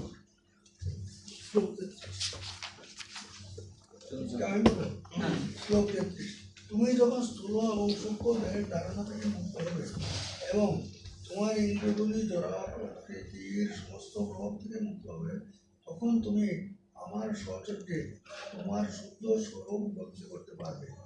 তখন তুমি শুদ্ধ চেতনায় অবস্থিত হবে। একই কথা। তো এই তাৎপর্যে খুব গুরুত্বপূর্ণ একটা পয়েন্ট আমরা দেখতে পাবো। আমরা ভগবানের দাস। হ্যাঁ হ্যাঁ, এটা আমরা ভগবানের দাস, এটা আপনি জানেন, কিন্তু উপলব্ধি করাটা এখানে কথা বলা হচ্ছে। আমরা তো জানি, আমরা তো মানে অনেকেই তো ছোট বাচ্চারাও জানে যে আমি আত্মা। যদি গীতা শাস্ত্রী বলছে তুমি কি, আমি আত্মা, আমরা অনেকেই বলি না আমি আত্মা। এটা জানা আর এটা উপলব্ধি করা কি এক বিষয়? রাত আর কি দিন ডিফারেন্স। তো জ্ঞানের তিনটা স্তর, একটা জ্ঞান, একটা হচ্ছে গিয়া দক্ষতা, একটা হচ্ছে গিয়া উপলব্ধি বা মূল্যবোধ। হ্যাঁ, একই জিনিস, শুধু তত্ত্ব জানা এটা এক বিষয়, আর হৃদয় উপলব্ধি করাটার মধ্যে কি অনেক অনেক কি পার্থক্য আছে। আমরা ছোটবেলা পড়ছি না, সকালে উঠিয়া আমি মনে মনে বলি সারাদিন আমি যেন ভালো হয়ে চলি, আদেশ করেন যাহা মোর গুরুজনে আমি যেন সেই কাজ। আমি তো করি না সারা জীবন, মানে গুরুজনের কথা তো কত অমান্য করছি, পড়ে তো আসছি। তো সুতরাং জানা আর মানা, উপলব্ধি করা, মানবো কখনই যখন আমরা কি উপলব্ধি করবো। সুতরাং এখানে মানে ভগবান বলতেছে যে তুমি তো জানতে পারছো, কিন্তু এখন তুমি কি শুদ্ধ চেতনা তোমার স্থিত হবে কখন? শুদ্ধ চেতনা থাকবো তুমি কখন? যখন তুমি ধ্যানে যুক্ত হয়ে তুমি আমার সেবা যুক্ত থাকবে, তখন তুমি বুঝতে পারবা যে তোমার শুদ্ধ স্বরূপটা আসলে কি। তুমি যে আমার দাস, আমার সেবা ছাড়া তোমার কোনো কাজই নাই, তখন তুমি কি এটা উপলব্ধি করতে পারবা। এটাই বলতেছে এখানে। তা আমরা একটু পরবর্তী পৃষ্ঠায় চলে যাই, 372 পৃষ্ঠায় এই শুরুর দিকে একটু পড়ি, তাৎপর্যটা পড়ি তাৎপর্যটা পড়ব একটু।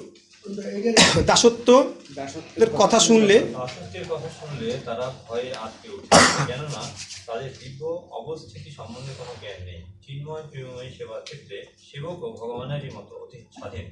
ভগবান সরাট বা সম্পূর্ণরূপে স্বাধীন এবং চিন্ময়। পরিবেশে ভগবানের সেবকেরাও সরাট, কেননা সেখানে জোর করে কোনো কিছু করানো হয় না, সেখানে চিন্ময় প্রেমময় সেবা সম্পাদিত হয় শুদ্ধ প্রেমের ফলে। এই প্রকার সেবার এক প্রতিবিম্ব দেখা যায় সন্তান মায়ের সেবায়। ওকে প্রভু বন্ধু সেবায় এবং পতি পত্নী পত্নীর সেবা পত্নীর সেবায়, বন্ধু পিতামাতা ব্যস্ত আর লাগবে না, ঠিক আছে। একটু এখানে দেখুন, এখানে কি বলা হচ্ছে যে এখানে ভগবান ব্রহ্মাকে বললেন যে তুমি শুদ্ধ চেতনা কি হবে প্রাপ্ত হবে, মানে তখন তো শুদ্ধ চেতনা অবস্থা থাকবে। এবং শুদ্ধ চেতনা আসলেই দেখবেন বর্তমান সময়ে দাস শব্দটা কিন্তু আমরা কি পজিটিভ নিই না নেগেটিভ নেই? নেগেটিভ নেই না, আমরা এটা শব্দটা কিন্তু আমরা পজিটিভ ব্যবহার করি না। আমাদের ব্যবহারটা হয় কি, এবং দাস প্রথা আমরা কি তুলে দিছি, হ্যাঁ, কত দাস প্রথা ছিল আগে, ঠিক আছে, কত রকম। তো এগুলোতে আমরা আন্দোলন করি, কারণ দাস মানে বিষয়টার প্রকৃত অর্থই কি আমরা এই জগৎ মানুষ কি ভুলে গেছি। কিন্তু প্রকৃতপক্ষে আমরা জানি বা না জানি আমরা কিন্তু কি করতেছি, দাসত্বই করতেছি আলটিমেটলি আমরা। এবং এই জন্য বলছে দাসত্বের কথা শুনলে আমরা কি ভয়ে কি উঠি, মায়াবাদীরা বা যারা ভয়ে আটকে ওঠে, দাস, এই দাস তো আমি তো মানে প্রভু হব, আমি দাস কেন হব, ঠিক আছে, আমি তো প্রভু হব। কিন্তু শাস্ত্র অনুযায়ী সব থেকে বড় কাজ হচ্ছে যখন আপনি দেখেন, আমরা কিন্তু সবাই কম বেশি মানে কেউ না কেউ কারো আন্ডারেই কাজ করতেছি। তো ভক্তরা কার আন্ডারে কাজ করে, তা কার সে মানে তার মালিকটাকে ভগবান। তো ভক্তরা কিন্তু ভগবানের হয়ে কি করতেছে, তাহলে এটা কত বড় চাকরি। আমরা যারা বড় বড় চাকরি এখন বড় জব করতেছি, বিভিন্ন অনেক উঁচু উঁচু পদে আছি, তারাও তো কারো না কারো দাস।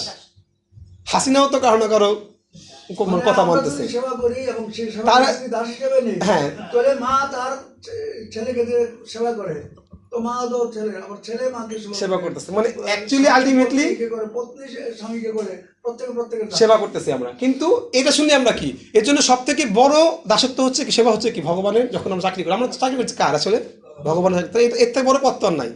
তো কেউ যে তাহলে সেবা মানে আমি যখন সেবা করি তখন তার মানে আমি কি ছোট না বড়, তখন হিসাব করতে গেলে আমি সব থেকে কি বড় পদে তখন আছে। আমি ভগবানের দাসত্ব করতে, সব থেকে বড় পদ আমার এটা। সেটা বাথরুম সেবা হোক আর ঝাড়ু সেবা হোক, আমি ভগবানের সেবা করছি, এটা সব থেকে বড়। হ্যাঁ, অ্যাকচুয়ালি বলতে লাগে অনেক সোজা, কিন্তু মানাতে বিষয়টাকে যে বাথরুম সেবা মানে বাথরুম পরিষ্কার করা, ওই ঝাড়ু দেওয়া আর একটা ব্যাংকের বড় পদে থাকা, দুটো কি এক বিষয়? এটা এই মনোভাবটাই কি আসলে গুরুত্বপূর্ণ এখানে। এটা বলছে যে দাসত্বের কথা শুনলে এই জগৎ মানুষ আটকে উঠবে, কিন্তু আসলে আমরা করতেছি কি দাসত্ব। এবং এটাই শুদ্ধ চেতনা মানে, শুদ্ধ চেতনা হওয়া মানে কি হওয়া, ওই দাসত্ব অনুভব করা, যে আমি ভগবানের দাস, এই অবস্থাটা চলে আসা। 34 মাস যেহেতু তুমি অসংখ্য রূপে প্রজা বৃদ্ধি করার বাসনা করেছ এবং তোমার বিভিন্ন সেবা বিস্তার করার ইচ্ছা করেছ, তাই এই বিষয়ে তোমার কখনো কোনো কষ্ট হবে না, কেননা তোমার প্রতি আমার অভূতকে কৃপা চিরকালের জন্য নিরন্তর বাড়তে থাকবে। একদম ভগবানের কি সুন্দর স্বীকারোক্তি, চিরকাল নিরন্তর কি, কখন কোন সময় ঘটবে এটা, যখন আমরা যখন কি মানে যখন ব্রহ্মা যখন সেবায় কি থাকবে, যুক্ত থাকবে, তখন কি নিরন্তর কৃপা কি হবে, বর্ধিত হবে। আমরা তো আমাদের চোখ মানে এগুলো আমাদের বুঝতে কষ্ট হয় না, কারণ আমরা দেখি কাকে, প্রভুপাদকে, দেখি কাকে, গুরু মহারাজকে, তারা কিভাবে কি তাদের চিন্ময় সেবা কি ডে বাই ডে বৃদ্ধি করে। প্রভুপাদের যদি সেবার আমরা হিসাব দেখি, এটা তো আসলে মানে অভূতপূর্ব, এটা আগে হচ্ছে যেটাকে আমরা তুলনাই করতে পারি না কোনো কিছুর সাথে, কারণ শক্তিটা কে দিয়েছে, ভগবান নিজের শক্তি দান করেছে এগুলা। ওকে, পরবর্তী শ্লোক আমাদের তুমি আদি ঋষি এবং যেহেতু প্রজা সৃষ্টির কাজে নিযুক্ত হওয়া সত্ত্বেও তোমার মন সর্বদাই আমাকে নিবিষ্ট, তাই পাপ প্রতাপকারী রজগুণ কখনোই তোমাকে স্পর্শ করতে পারবে না।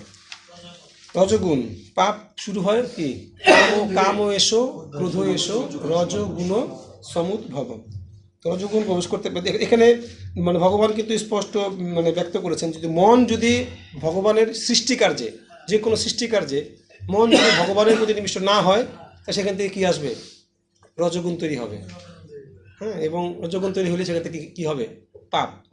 কেন, সৃষ্টি করতে গেলেই তো আমার কি আসবে, অহংকার আসবে। এই জগতে মানে সৃষ্টি করার সাথে মানে পরিপূরক কে, ভোগ। সৃষ্টি মানে আমি যখন ভাববো যে সৃষ্টিটা, আমি তখনই কি আসবে, ভোগের বিষয় আসবে। সুতরাং ভোগ থেকে কি আসবে, শোক আসবে। যত ভোগ তত কি শোক। এগুলো কিন্তু সব একটার সাথে একটা কি অঙ্গাঙ্গিভাবে জড়িত। যত ভোগ তত শোক, ঠিক আছে। যত ভোগ তত কি শোক, ক্লেশ আসবে স্বাভাবিক।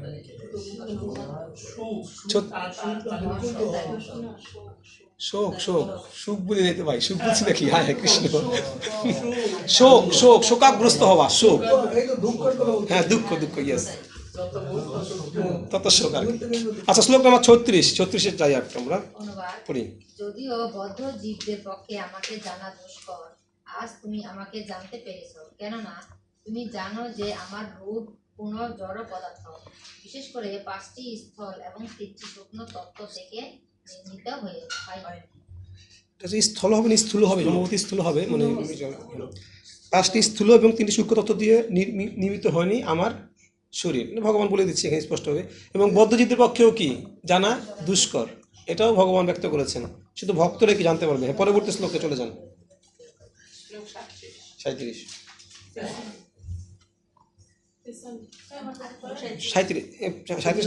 তুমি যখন বিচার করছিলে যে কমলটি থেকে তোমার জন্ম হয়েছে তার নালটির কোন উৎস আছে কিনা, তখন তুমি সেই পদ্মনালেও প্রবেশ করেছিলে, তবে তুমি কিছুই খুঁজে পাওনি, কিন্তু সেই সময়ে আমি তোমার অন্তরে আমার স্বরূপ প্রকাশ করেছিলাম। মানে এখানে ভগবান এখন তার মানে ব্রহ্মার প্রশ্ন উত্তর দিচ্ছেন যে আসলে সব কিছু যে আমি তোমার মধ্যে ঘটিয়েছি সেটাই তার প্রমাণ, যে ভগবান তার হৃদয়ে স্বরূপ প্রকাশ করেছিলেন। ওকে, পরবর্তী শ্লোকে। হে ব্রহ্মা, আমার চিন্ময় লীলার মহিমা বর্ণনা করে তুমি যে প্রার্থনা করেছ, আমাকে জানার জন্য তুমি যে তপস্যা করেছ এবং আমার প্রতি তোমার দৃঢ় নিষ্ঠা, এই সবই আমার অহৈতুকী কৃপা বলে জানো। তো এখানে একটা গুরুত্বপূর্ণ বিষয় যে ভগবানের সেবা যুক্ত হওয়ার জন্য কার কৃপা প্রয়োজন? ভগবানের কৃপা প্রয়োজন। ভগবানের কৃপা ছাড়া কিন্তু ভগবানের সেবাটাও কি আমি করতে পারবো না। হ্যাঁ, সেই জন্যই মানে আমাদের সেবা করার জন্য কি করা উচিত? আসলে সেবা যুক্ত হওয়াটা তো পরের বিষয়, সেবা যুক্ত হব তার জন্য কি করা উচিত? দৃঢ়ভাবে প্রার্থনা করা উচিত। হ্যাঁ, ওই যে গুরু মহারাজ, এই স্বামী গুরু মহারাজ একটা খুব সুন্দর বিষয় হলো যে আমাদের এক বলছিল যে যে আমাদের হরিনাম করতে করতে কি আসা উচিত? চোখে জল আসা উচিত। এখন চোখে তো জল আসে না, নাম তো করতেছি দীর্ঘদিন যাব, তো জল চোখে জল আসে না কেন? সেজন্য কি করা উচিত? কান্না করা উচিত। চোখে তুমি হরিনাম করতেছো, চোখে জল আসে না, তার জন্য প্রার্থনা করছো, তার জন্য কি করা উচিত? আবার প্রার্থনা করছে যে মানে জল কেন আসতেছে না, মানে এই যে মানে উপলব্ধিগুলো যে আসলে মূলে থেকে প্রার্থনা শুরু করা। হ্যাঁ, যে কেন আমি সেবা করতে পারছি না, কেন সেবা করতে পারছি না, প্রার্থনা। সেবা পাচ্ছি না, কেন সেবা পাচ্ছি না, তার জন্য প্রার্থনা। সেবা মানে মানে সেবা যে চাইবো তার জন্য কি মন চায় না, তার জন্য কি প্রার্থনা। সেবা করতে প্রার্থনা করতে কেন মন চায় না? তো আসলে এগুলো কি স্তর। হ্যাঁ, মানে আমাদের তার মানে আলটিমেটলি উদ্দেশ্য হচ্ছে কি প্রার্থনায় যুক্ত হওয়া। যে যে লেভেলে আছি সেই লেভেল থেকে কি করা? প্রার্থনায় যুক্ত হওয়া। হরে কৃষ্ণ।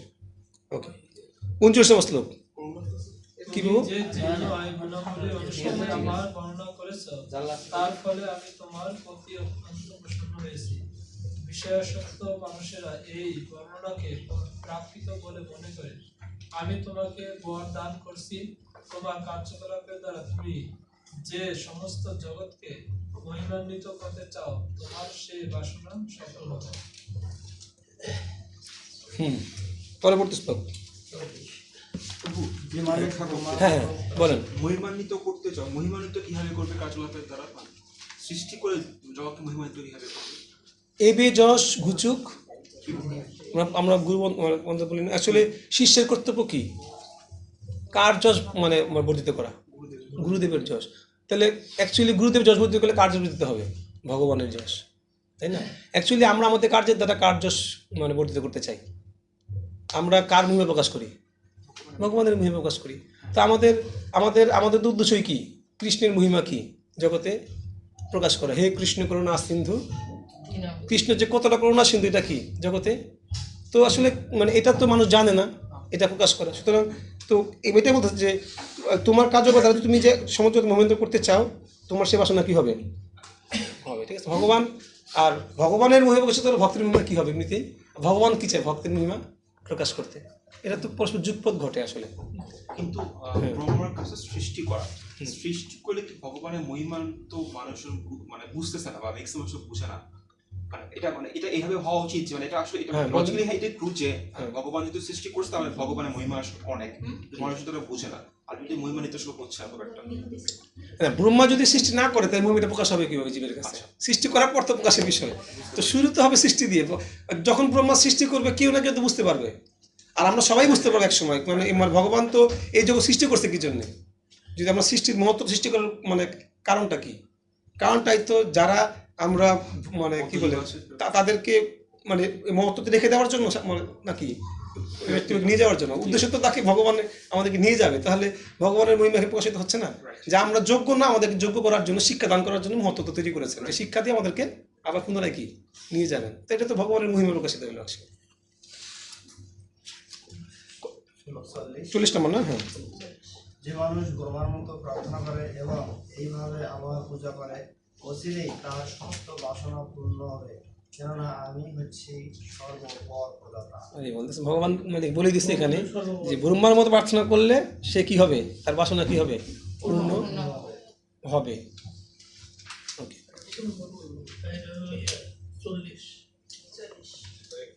আমরা একটু তাৎপর্য পড়বো, এটার তাৎপর্য পড়ুন একটু।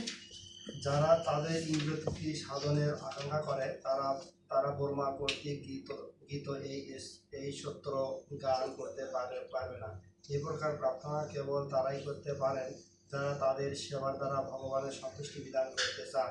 ভগবান অবশ্যই দীর্ঘ প্রেমময়ী সেবা বিষয়ক সমস্ত ইচ্ছা পূর্ণ করেন, কিন্তু তিনি অভক্তদের খেয়াল খুশি চরিতার্থ করতে পারেন না, যদিও সেই প্রকার অনিশ্চিত ভক্তরা সর্বোত্তম সত্যের দ্বারা তার প্রার্থনাও করে। বুঝতে পারছেন তো? এখানে স্পষ্ট বলে দিচ্ছে যে ভক্ত যদি কোনো সেবা আকাঙ্ক্ষা করে ভগবান সেটা কি করে, পূরণ করে। এবং দেখবেন সেবাগুলো কি পূর্ণ কি ভগবানের কৃপার দ্বারাই হয়। অনেক ক্ষেত্রে আমরা দেখি হয়তো বা মানে এটা পূর্ণ হওয়ারও কথা না, কিন্তু ভগবানের সেবাটা কিন্তু কি যদি আন্তরিকভাবে কি মানে এটা যদি প্রার্থনা করে একসময় কি সেটা কি হয়, পূর্ণ হয়। পূর্ণ আমরা বুঝতে পারি এটা আসলে ভগবানের কৃপা ছাড়া তো অ্যাকচুয়ালি মানে ভক্তি জীবনটা পুরোটাই কি আসলে উপলব্ধি করার বিষয়। উপলব্ধি করতে হবে যে আসলে কাজটা ভগবানের, কারণ ভগবান তার তো সরাসরি আইসা করে দিচ্ছে না, আপনাকে এটা বুঝতে হবে কিসের দ্বারা, উপলব্ধির দ্বারাই। এটাই মানে মূল বিষয়। একটা সন্তান যখন পড়াশোনা করে বাইরে টাকা দিচ্ছে কে, পিতা মা বাবা, চালাচ্ছে কে, কিন্তু থাকতেছে মা বাবার থেকে দূরে, মা বাবা কাছে না, মা বাবা কিছুই করছে, কিন্তু আসলে কাজটা করাইতেছে কে? হয়তো সেখানে সে খুব যত্ন পাচ্ছে, সে আদর পাচ্ছে, কিন্তু মূল কারিগরটা কে আসলে? এটা তো এখন একটা সন্তান যদি সেই দৃষ্টিভঙ্গি না তার যদি না থাকে, সে যদি ভাবে যে তারাই আমার সব কিছু করতেছে, আমার পিতা মাতা আমার কিছুই করতেছে না, আমার দূরে আছে। আসলে আসলে অনেক ছেলে মেয়ে বোর্ডিংয়ে পাঠাবে বাবা মা, চালনা করে কি ভগবানই তো না, পিতা মাতাই তো। পরবর্তী শ্লোক। তত্ত্বজ্ঞানীদের অভিমত হচ্ছে যে সর্বপ্রকার প্রথাগত শুভকর্ম, তপচর্য, যজ্ঞ, দান, যোগ, সমাধি ইত্যাদি চরম লক্ষ্য আমার সন্তুষ্টি বিধান। বুঝতে পারছেন উদ্দেশ্য কি? ওই সংসিদ্ধি হরি তোষণ, হ্যাঁ, সনিষ্ঠ ধর্মস্ব সংসিদ্ধি হরি তোষণ। সারা জীবন যাই করি না কেন উদ্দেশ্য কি? শ্রী হরি সন্তুষ্টি বিধান। পরবর্তী শ্লোক 42। আমি সমস্ত জীবের পরমাত্মা, আমি পরম পরিচালক এবং প্রিয়তম। মানুষ ভ্রান্তিবশত স্থূল এবং সূক্ষ্ম শরীরের প্রতি আসক্ত হয়, কিন্তু তাদের কর্তব্য কেবল আমার প্রতি অনুরক্ত হওয়া। এই তাৎপর্যে একটু শেষের দিকে যান, এই পরের পৃষ্ঠায় 380 পৃষ্ঠা পেয়েছেন। দেখুন মায়াবাদী দার্শনিকের একটা অংশ বলা আছে, একটু পড়েন তো। মায়াবাদী দার্শনিকেরা জীবের উপর মায়ার প্রভাব স্বীকার করেন, পরমাত্মার সঙ্গে এক হয়ে যেতে চায়, কিন্তু যেহেতু পরমাত্মার প্রতি তাদের প্রকৃত প্রেম নেই, তাই তারা চিরকাল মায়ার প্রভাবে আবদ্ধ থাকে এবং পরমাত্মার ধারে কাজ পর্যন্ত যেতে পারে না।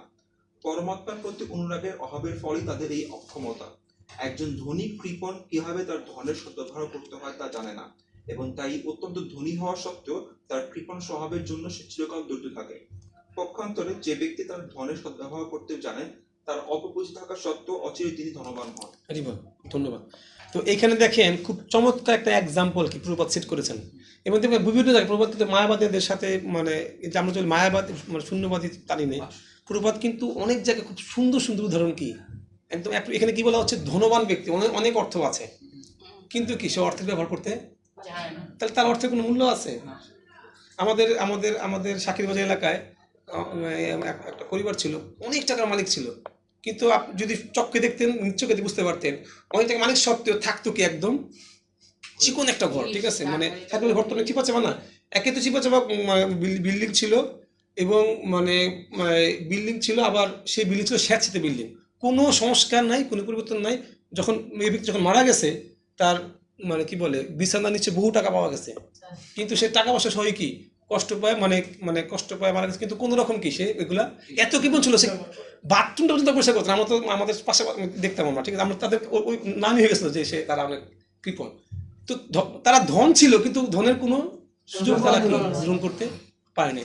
ঠিক তদ্রূপ মায়াবাদীরা কিন্তু আধ্যাত্মিকভাবে ধনী, তারা কিন্তু সাধনা করে, দেখা যায় অনেক ক্ষেত্রে বাহ্যিক দেখবেন যে আপনার থেকেও কি সে বেশি কি সাধনায় যুক্ত আছে, তারা ধ্যান করতেছে, জগতের অনেক কিছু তারা কি অত ভোগ করে না, মানে ভোগ মানে যুক্ত হবে বিধায়, কিন্তু আলটিমেটলি তারা কি তাদের এই ক্ষমতাটাকে ভগবত সেবা কি করে না, ব্যবহার করে না, যেটা তাদের সর্বোচ্চ ব্যবহার। তারা যে আধ্যাত্মিক শক্তি লাভ করেছে, আধ্যাত্মিক শক্তি লাভ করবো কেন আমি, আমার কাছে আধ্যাত্মিক শক্তি আমার কি প্রয়োজন, আমি ভগবানের সেবায় কি যুক্ত হব, এটাই তো আমরা আমাদের আধ্যাত্মিক পাওয়ারের আমাদের শক্তির প্রয়োজনীয়তা। এখন মায়াবাদ এটা কি করে, এটা ব্যবহার না তারা কি করতেছে, ভগবানের সাথে যুক্ত হওয়ার জন্য কি, এটা কারণটা কি, কারণ তারা মানে পরমাত্মার তাদের অনুরাগ নাই, প্রেমটা নাই, ফলে তারা সেই কৃপণ ধরির মতো, যে অর্থ থাকা সত্ত্বেও তারা সেটা কি ব্যবহার করতেছে না। এই জন্য খুব সুন্দর একটা উদাহরণ এখানে দিয়েছে। 43 নম্বর শ্লোক। আমার নির্দেশ অনুসরণ করে পূর্ণ বৈদিক জ্ঞানের দ্বারা এবং স্বল্প কারণের পরম কারণ আমার থেকে সরাসরি ভাবে তুমি যে দেহপ্রাপ্ত হয়েছ, তার দ্বারা তুমি এখন পূর্বের মতো প্রজা সৃষ্টি করো। ভগবান নির্দেশ দিলেন, তুমি শক্তি প্রাপ্ত হয়েছো, তুমি চিন্তা করো না, তোমাকে শক্তি দিয়েছি, দিব্যজ্ঞান দিয়েছি, এখন তুমি কি দিব্যজ্ঞানটা রানিং করবা, কিভাবে, তপস্যা ধ্যানের দ্বারা রানিং করে সৃষ্টিকার্য কি তুমি চালিয়ে যাও। অনুবাদ। পরবর্তী শ্লোক। বললেন, ব্রহ্মাণ্ডের স্রষ্টা ব্রহ্মাকে এইভাবে বিস্তার করার নির্দেশ দিয়ে আদি পুরুষ পরমেশ্বর ভগবান শ্রী নারায়ণ অবতরিত হলেন। একটু তাৎপর্যটা বলুন। বিশ্ব সৃষ্টির কার্য আরম্ভ করার পূর্বে ব্রহ্মা ভগবানকে দর্শন করেছিলেন। সেটি চতুর্শ্লোকী ভগবতের ব্যাখ্যা। জগৎ যখন ব্রহ্মা সৃজন ক্রিয়া তা প্রতীক্ষা করছিল, তখন ব্রহ্মা ভগবানকে দর্শন করেছিলেন, এবং তাই ভগবান তার স্বরূপের সৃষ্টির পূর্বেও বিদ্যমান ছিলেন। তার নিত্যরূপ ব্রহ্মার প্রচেষ্টায় সৃষ্টি হয়নি, বা যা মূর্খ মানুষেরা কল্পনা করে থাকে। পরমেশ্বর ভগবান তার স্বরূপে ব্রহ্মার সম্মুখে আবির্ভূত হয়েছিলেন, এবং তার সেই রূপে তিনি তার কাছ থেকে অন্তর্হিত হয়েছিলেন, যাতে জড়ের বেশ অন্ত ছিল। এখানে আমরা ভগবান এখানে ব্যাখ্যা করছেন যে আমরা যে 2 শ্লোক দেখি, শ্লোকটার মধ্যে প্রথম শ্লোকটা কি ছিল, ভগবান ব্যাখ্যা করছেন, তো এটাই বলছে এখানে যে ভগবান যে সৃষ্টির পূর্বে ছিলেন, এটা কি মানে স্বয়ং ব্রহ্মাজি কি করেছেন, তিনি তো ব্রহ্মাণ্ডের প্রথম জীব, তিনি দর্শন করেছেন ভগবানকে, সুতরাং ভগবান কি সেই সৃষ্টির পূর্বে কি ভগবান ছিলেন। তো এটাই কি আসলে 14 শ্লোকের মূল, শুরুতে এখান থেকে ভগবান ছিলেন, পরবর্তীতে তিনি এইভাবে জগতে ব্যক্ত আছেন, এইভাবে জগৎ চলবে। তো এই হচ্ছে গিয়া এই অধ্যায় সৃজনী শক্তির জন্য ব্রহ্মার প্রার্থনা। তো আমরা এই অধ্যায় আগামী ক্লাসে অবশ্যই এই অধ্যায়টার যা জিস্ট বিষয়টা কি আমরা সবাই ধরবো, সবাই একটু কৃপা করে পড়ে আসবেন, তাহলে আনন্দ পাবেন। আসলে যে ইউনিটটা শেষ করছেন, দেখবেন যে একটা পর্যায়ে ইউনিটটাকে আপনার মধ্যে মোটামুটি আপনি অ্যাকচুয়ালি তো আপনি পুরোপুরি মুখস্থ বলতে পারবেন না, মুখস্থ তো বলা সম্ভব নেই বয়সে, আমাদের পক্ষে সম্ভব না, কিন্তু একটা স্বচ্ছ ধারণা কি আসবে যে এই ইউনিটে কী কী বিষয়গুলো আমরা আলোচনা পেয়েছি। তো পরবর্তী মানে 2-3টা অধ্যায় মানে একটু নিরস অধ্যায়, কারণ কি এখানে মানে সায়েন্টিফিক বিষয়গুলো কি অত্যন্ত, এগুলো আসলে কি মানে ওই পর্যায়ে না গিয়ে দেখা যায় সম্ভব না। হ্যাঁ, তো এখানে বলছে সৃষ্টির বিভাগ, এরপরে অধ্যায় হচ্ছে গিয়া পরমাণু থেকে কালের গণনা, এবং পরবর্তী অধ্যায়টার নাম কি কুমার সৃষ্টি। তো আমরা পড়বো এগুলো। সৃষ্টির বিভাগে ভগবান সৃষ্টি তত্ত্ব নিয়ে কি অনেকগুলো আলোচনা করবেন, আমরা পর্যায়ক্রমে একটু পড়বো, আমরা একটু পড়ে যাবো, কারণ আমরা এইটা শেষ করবো আজকে, সমস্যা নেই, এখন বেশিটা নাই, সবাই একটু পড়ে যান 1 নম্বর শ্লোক থেকে কি বলছে এখানে। ব্রহ্মার এই প্রার্থনা নিয়ে তো প্রভু ব্রহ্মার এই প্রার্থনা এরকম ছিল যে ব্রহ্মা সৃষ্টি করবে, তখন হচ্ছে ব্রহ্মা এই সৃষ্টি করার জন্য প্রার্থনাটা করেছে, তারপর সৃষ্টি করার পাওয়ারটা তো তুমি সৃষ্টি করতে পারে। তো এই জিনিসটা কি প্রভু মানে প্রলয় তো দুইবার হয়, একটা হচ্ছে আংশিক যেটা রাতের বেলা, আর একটা হচ্ছে একবার সব শেষ হয়ে যায়। সেটা কি এরকম যে প্রতিবার প্রলয় বলে তার ব্রহ্মা প্রার্থনা করে তারপর আবার পাওয়ার পায়, নাকি এটা once in life time for Brahma যে একবার প্রার্থনা করছে ওই পাওয়ার দিয়ে আজীবন চলতেছে? না, অবশ্যই না। প্রলয় হওয়ার পর কি ব্রহ্মা তো মৃত্যু হয়ে যাচ্ছে। আচ্ছা, ব্রহ্মা মৃত্যু হয়ে যাচ্ছে না 100 বছর, ব্রহ্মার কি মৃত্যু মানে ব্রহ্মা শেষ, তারপর মৃত্যু মানে কি আমার আর কোনো হিসাব নাই। আর আবার তো একজন ব্রহ্মা 100% প্রার্থনা, আর প্রার্থনা তো নিরন্তর, প্রার্থনা তো মানে পুরো পুরো চিন্ময় জগৎ সবসময় তো ভগবান প্রার্থনা চলতেই আছে নিরন্তর। ভগবান প্রার্থনা কি নিরন্তর চলতেছে, ভগবানের ভগবান আছে, ভক্ত আছে, প্রার্থনাও কি চলমান, সেবাও কি চলমান, চলতেছে, ঠিক আছে, নিরন্তর চলতেছে, চলবে। তো ব্রহ্মা ধ্বংস হবে, আবার কি সিস্টেম 100 বছর আয়ু ব্রহ্মার, তার আমার মানে শেষ হবে, আবার নতুন ব্রহ্মা আসবে, ঠিক আছে। আরেকটা কোশ্চেন ছিল, এই যে ব্রহ্মা, এটা কি প্রভু চার মাথার ব্রহ্মা নাকি সব ব্রহ্মাই সেম প্রসেসের মধ্যে যেতে হয়? যেহেতু এটা আমাদের সৃষ্টিকর্তের, এটা চার মাথার ব্রহ্মা, আমাদের তো আমরা তো চতুর্মুখী ব্রহ্মার আন্ডারই আছি। তবে কোনো ক্ষেত্রে এখানে কিন্তু শুধুমাত্র আমাদের কল্পে নাই, আমাদের সে নয়, অনেক অন্যান্য বিভিন্ন ব্যাখ্যার প্রেক্ষাপটে কিন্তু অন্যান্য ক্ষেত্র আসছে, অন্যান্য কল্প আসছে। আরেকটা কোনো কনফিউশন ক্রিয়েট হচ্ছে যে এখানে যদি এমনই হয় প্রসেসটা যে হ্যাঁ ব্রহ্মা সৃষ্টি করা মানে যে ব্রহ্মাই হোক না কেন, ব্রহ্মা সৃষ্টি করতে ফার্স্টে প্রার্থনা করতো, তারপর পাওয়ার হবে, তারপর করবে। তো এখানে তো ব্রহ্মা বলছে তুমি আমাকে পাওয়ার করছে, তা আমি বিশাল প্রসেস না হয় যাতে আমি মানে মিসগাইডেড না হই। কিন্তু এই ব্রহ্মাই তো পরে আবার তার কন্যার প্রতি গিয়ে হয়েছিল, আবার সে কৃষ্ণকে চিন্তা পারে নাই গোবৎস নীলায়, তাহলে তখন সেই কেসগুলো কেন ফেস করতে হয় সে যদি সৃষ্টির শুরুতে এই পাওয়ারটা পেয়ে থাকে? আচ্ছা, মানে এটা মানে এই বিষয়টা আসলে একটু মানে কন্ট্রোভার্সি বিষয়। এই তবুও এটা আমাদের যা উপলব্ধি বা আমাদের যেটুকু ধারণা আছে এটুকু ব্যাখ্যা করি বিষয়টা। তো দেখুন, ব্রহ্মা কিন্তু মহাজন, হ্যাঁ, ব্রহ্মা কিন্তু এখানে কিন্তু ব্রহ্মা কিন্তু কি ভাগবত মানে কোনো এক পাঠে শুনেছেন, সম্ভবত সুব্রত বই বলছিল যে এটা এই ব্রহ্মার না, যে ব্রহ্মা আমাদের মহাজন। ব্রহ্মা তো অনেকগুলো, কোনো হয়তো এরকম হতে পারে যে মানে কোনো ক্ষেত্রে কোনো ব্রহ্মা হয়তো বা সেই প্রার্থনার পরিপূর্ণতা ছিল না, কোনো মানে অনন্ত কোটি ব্রহ্মাণ্ড, অনন্ত ব্রহ্ম আছে কোনো একটা ব্রহ্মাণ্ডে। আর এটাই ভাবো মানে আরেক জায়গায় পাঠে শুনেছিলাম যে মানে এই বিষয়টাই যে এটাও আমাদের জন্য কি একটা, এবং তখন দেখবে ব্রহ্মা কিন্তু তৎক্ষণাৎ দেহ ত্যাগ করেছেন, অনুসর্গ তৎক্ষণাৎ কি করেছেন, ওই দেহটাই কি রাখেন নাই। এটা কিন্তু একটা শিক্ষা হতে পারে, যেমন আমরা দেখি অর্জুন শিক্ষা দিয়েছেন আমাদেরকে, মানে মোহগ্রস্ত হয়ে, পরীক্ষিত মহারাজও কি মোহগ্রস্ত হয়ে শিক্ষা দিয়েছেন, মানে সে ব্রাহ্মণের গলায় সাপটা চাইছিলেন, ঠিক আছে, কিছু মুহূর্ত। তো কোনো একটা তত্ত্বকে প্রতিষ্ঠিত করার জন্য, হ্যাঁ, ভগবান তার ভক্তদেরকে কি করেন, ব্যবহার করেন। কোনো বুদ্ধ তত্ত্ব, কোনো মানে চরম সত্যকে প্রকাশ করেন ভগবান কি তার ভক্তকে কি করেন, যেমন মাকে মেরে ঝিকে মেরে মাকে মোড়ানো, মাকে বোঝানো। মানে কোনো মা যখন ঝিকে মারে আসলে কি সেটা কি মারার জন্য মারা, সে মারা তো তার ক্ষতি হয় না, হ্যাঁ, হয়তো স্বামীকে সে কষ্ট পেতে পারে কিন্তু তার তো ক্ষতি হয় না। সুতরাং ভক্তকে দ্বারা ভগবানকে শিক্ষা দেওয়ার জন্য করতে পারেন। তো মায়া যে কত শক্তিশালী হতে পারে সেটা শিক্ষা দেওয়ার জন্য হয়তো ব্রহ্মার মাধ্যমে আমাদের শিক্ষা দিচ্ছেন যে ব্রহ্মার মানে এই জগতের প্রথম জীব সৃষ্টি, যিনি যার সৃষ্টি আমরা, সেও যদি মায়াগ্রস্ত হতে পারে তাহলে আমাদের মায়াকে কতটুকু ভয় বা সম্মান পাওয়া দেওয়া উচিত, কতটুকু মায়া বিষয়ে আমাদের সতর্ক থাকা কর্তব্য। আমরা তো শিবের মোহিনী মানে ব্যাখ্যা শুনি। তো এগুলো আসলে আমাদের কি এক ভগবানের ভগবত্তা প্রকাশ করা, হ্যাঁ, যে শিব ব্রহ্মাদি ভগবানের সমতুল্য কেউ নয়, এটা এই তত্ত্বকে প্রকাশ করা। এবং দ্বিতীয় হচ্ছে গিয়া যে মায়া কতটা শক্তিশালী, ভগবানের মায়াকে ভগবানের বহিরঙ্গার শক্তি সঙ্গে ভগবানের এবং আমরা তো এর আগে এই চ্যাপ্টারে পড়েছিলাম নাকি এর আগে যেটা বললাম যে মানে ভগবান বহিরঙ্গা শক্তির মাধ্যমে কি করেছেন, ব্রহ্মার সাথে কি রাসলীলায় যেমন অন্তরঙ্গ জগতে যেমন ভগবান গোপীদেরকে নিয়ে রাসলীলা করছেন, তো ঠিক বহিরঙ্গ শক্তির মাধ্যমে কি এটাও কি এক ধরনের কি রাস বা পূর্ব ব্যক্ত করেছেন। সুতরাং এটা কি একটা লীলার অংশ হতে পারে, যেহেতু জড়জগৎ, আমরা সবাই বদ্ধজীব, তা আমাদের মায়ের প্রতি কতটুকু মানে সতর্ক হওয়া উচিত।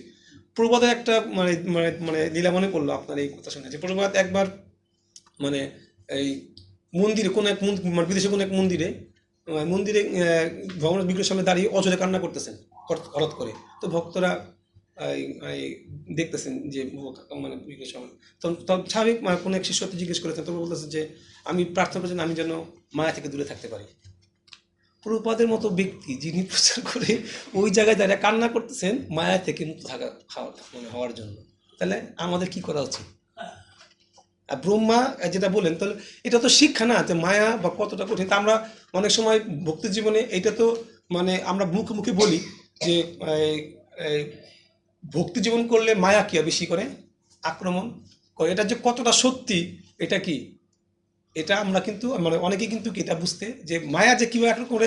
এখন সমস্যা হচ্ছে কি অনেক ক্ষেত্রে যে আমরা সব বুঝতেই পারি, মানে আরও বেশি দুঃখের যে আমরা অনেক সময় বুঝতেই পারি না যে আমরা মায়াগ্রস্ত। এটা কিন্তু একটা মানে বড় একটা মানে দুঃখের বিষয় যে আমরা অনেক সময় উপলব্ধি করতে পারি না, কারণ আমরা এটা বিচার করি না, তুলনা করি না, বিচার করার চেষ্টা করি না, উপলব্ধি করতে পারি যে আমি মায়াগ্রস্ত হচ্ছি কীভাবে।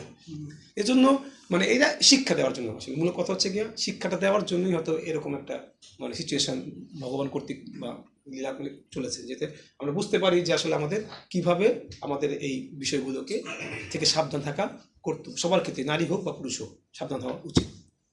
পরবর্তী হ্যাঁ পরে যান। শ্রী বিদুর বললেন, হে মহর্ষি, দয়া করে আপনি আমাকে বলুন, ভগবানের অন্তর্ধানের পর লোক পিতামহ সহ ব্রহ্মা কিভাবে তার শরীর এবং মন থেকে জীবদের শরীর সৃষ্টি করেছিলেন? আচ্ছা, এই সৃষ্টি করার ধরনের একটা কি স্বর্গ আর কি বিসর্গ। স্বর্গ মানে কি ভগবানের সৃষ্টি, আর বিসর্গ মানে যেটা ব্রহ্ম থেকে সৃষ্টি হয়। তো এখন এখানে মন থেকে জীবদের সৃষ্টি করেছেন। তার পরবর্তী শ্লোকে কি আছে? শ্লোক 2 অনুবাদ। হে মহাজ্ঞানী, দয়া করে আপনি আমার সমস্ত সন্দেহ নিরসন করুন এবং আদি থেকে অন্ত পর্যন্ত আমি আপনাকে যেসব প্রশ্ন করেছি সে সম্বন্ধে আমাকে জ্ঞান দান করুন। আবার সেই প্রশ্ন উত্তর পর্ব। ওকে, প্রশ্ন করেছেন, জ্ঞান দান করছে। পরবর্তী শ্লোক। হরে কৃষ্ণ। শ্লোক 3। সুত গোস্বামী বললেন, হে ভৃগুপুত্র, বিদুর কর্তৃক এইভাবে জিজ্ঞাসিত হয়ে মহর্ষি মৈত্রেয় অত্যন্ত অনুপ্রাণিত হয়েছিলেন। সবকিছুই তার হৃদয়ে ছিল এবং তিনি এইভাবে একে একে সেই সমস্ত প্রশ্নের উত্তর দিতে শুরু করলেন। পরবর্তী শ্লোক। মহর্ষি মৈত্রেয় বললেন, হে বিদুর, পরমেশ্বর ভগবানের উপদেশ অনুসারে ব্রহ্মা এইভাবে 100 দীর্ঘ বর্ষ ধরে তপস্যা করেছিলেন এবং নিজেকে ভগবত ভক্তিতে যুক্ত করেছিলেন। তারপর ব্রহ্মা দেখলেন যে পদ্মে তিনি অবস্থিত ছিলেন এবং যে জলের ভিতর সেই কোমরটি উদ্ভূত হয়েছিল তারা উভয়ই প্রচন্ড বায়ুর প্রভাবে কম্পিত হচ্ছে।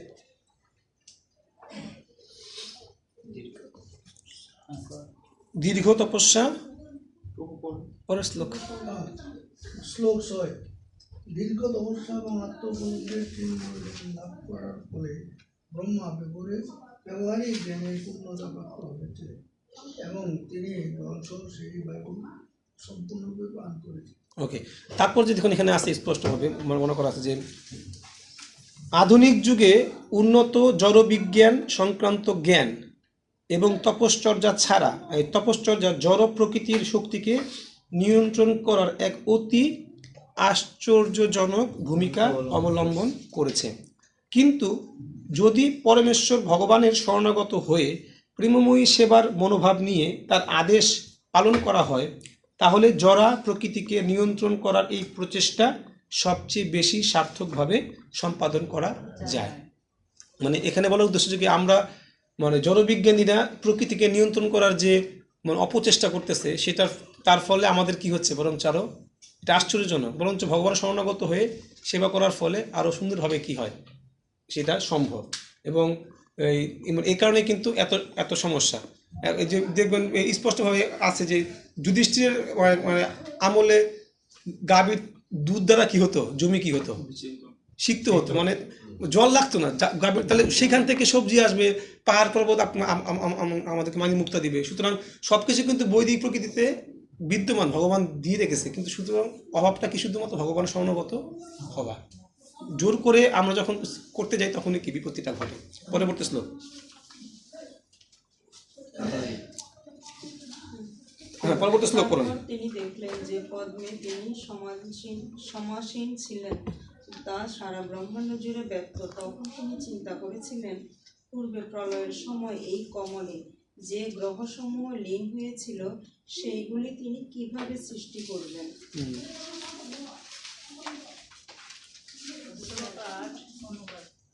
এইভাবে পরমেশ্বর ভগবানের সেবায় যুক্ত হয়ে ব্রহ্মা সেই পদ্মের কর্ণিকাতে প্রবেশ করলেন এবং সমগ্র ব্রহ্মাণ্ড জুড়ে বিস্তৃত সেই পদ্মটিকে তিনি প্রথমে 3টি ভাগে এবং তারপর 14টি বিভাগে বিভক্ত করলেন। হরে কৃষ্ণ। পরবর্তী শ্লোক। ধন্যবাদ। ব্রহ্মা হচ্ছেন ব্রহ্মাণ্ডের সবচেয়ে মহান ব্যক্তি, কেননা তার পরিপক্ক চিন্ময় জ্ঞানের প্রভাবে তিনি পরমেশ্বর ভগবানের প্রতি অহৈতুকী ভক্তি করেন। তাই তিনি বিভিন্ন প্রকার জীবের বাসের জন্য 14 ভুবন সৃষ্টি করেছেন। তাৎপর্য একটু দেখেন পড়েন। নিম্নে পাতাল লোক, নিম্নে পাতাল লোক, হ্যাঁ, পাতাল লোক, মধ্যে ভূলোক এবং ঊর্ধ্বে স্বর্গলোক। এই ত্রিভুবনের স্রষ্টা হচ্ছেন ব্রহ্মা। তার থেকেও ঊর্ধ্বে যে মহরলোক, তপলোক, সত্যলোক এবং ব্রহ্মলোক রয়েছে তা প্রলয় বাড়িতে লীন হয় না। তার কারণ হচ্ছে সেখানকার অধিবাসীদের ভগবানের প্রতি অহৈতুকী ভক্তি। সেখানকার অধিবাসীদের অস্তিত্ব দ্বীপ পরার্থ ভাব।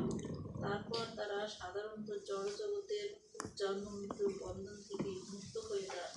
তো এখানে বলতেছে নিম পাতাল লোক, ভূলোক এবং কি ঊর্ধ্বে, এই 3টা লোক কার সৃষ্টি?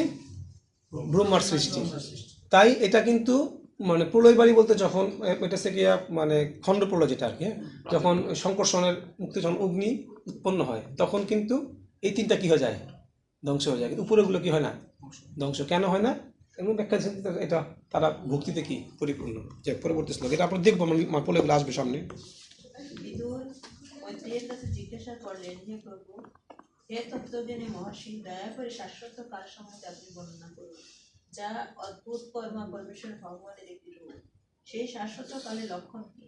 কৃপা করে বিস্তারিত ভাবে আপনি আমাদের কাছে বর্ণনা করুন। দ্বীপ পরার্ধকালটা কতটুকু সময়? এটা সামনে আসবে পরার্ধ হিসাব, ওই কালের বর্ণনার সময় এগুলো টোটালি আছে, এগুলো আসবে। দ্বিপরার্ধকাল কতটুকু সমস্ত কিছু প্রথম পরবর্তী কালের পরে পেয়ে যাবেন, এই পাবেন এটা। 11 মৈত্রেয় বললেন, শাশ্বত কাল হচ্ছে জড় প্রকৃতির 3টি গুণের পারিপার্শ্বিক ক্রিয়ার আদি উৎস। তা অপরিবর্তনীয় এবং অসীম, এবং তা প্রাকৃত সৃষ্টিতে ভগবানের লীলার নিমিত্ত মাত্র।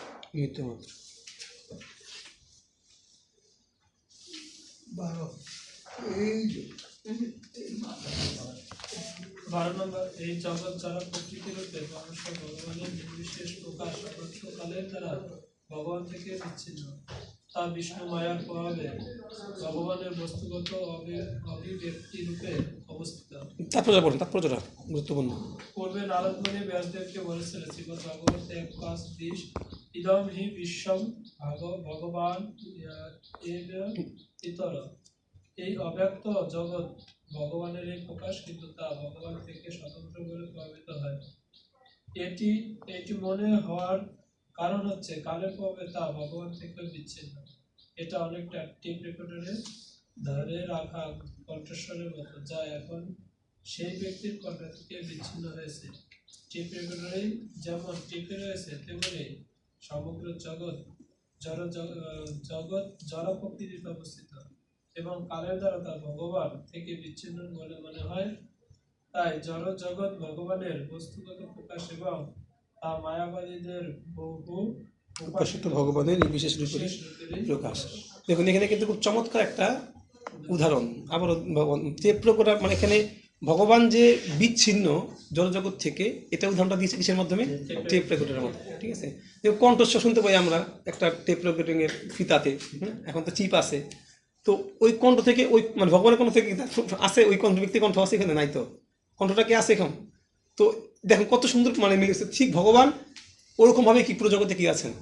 বিরাট আছেন, সব কথা কিন্তু তিনি কিন্তু ওইখান থেকে কি সম্পূর্ণরূপে কি ভিন্ন।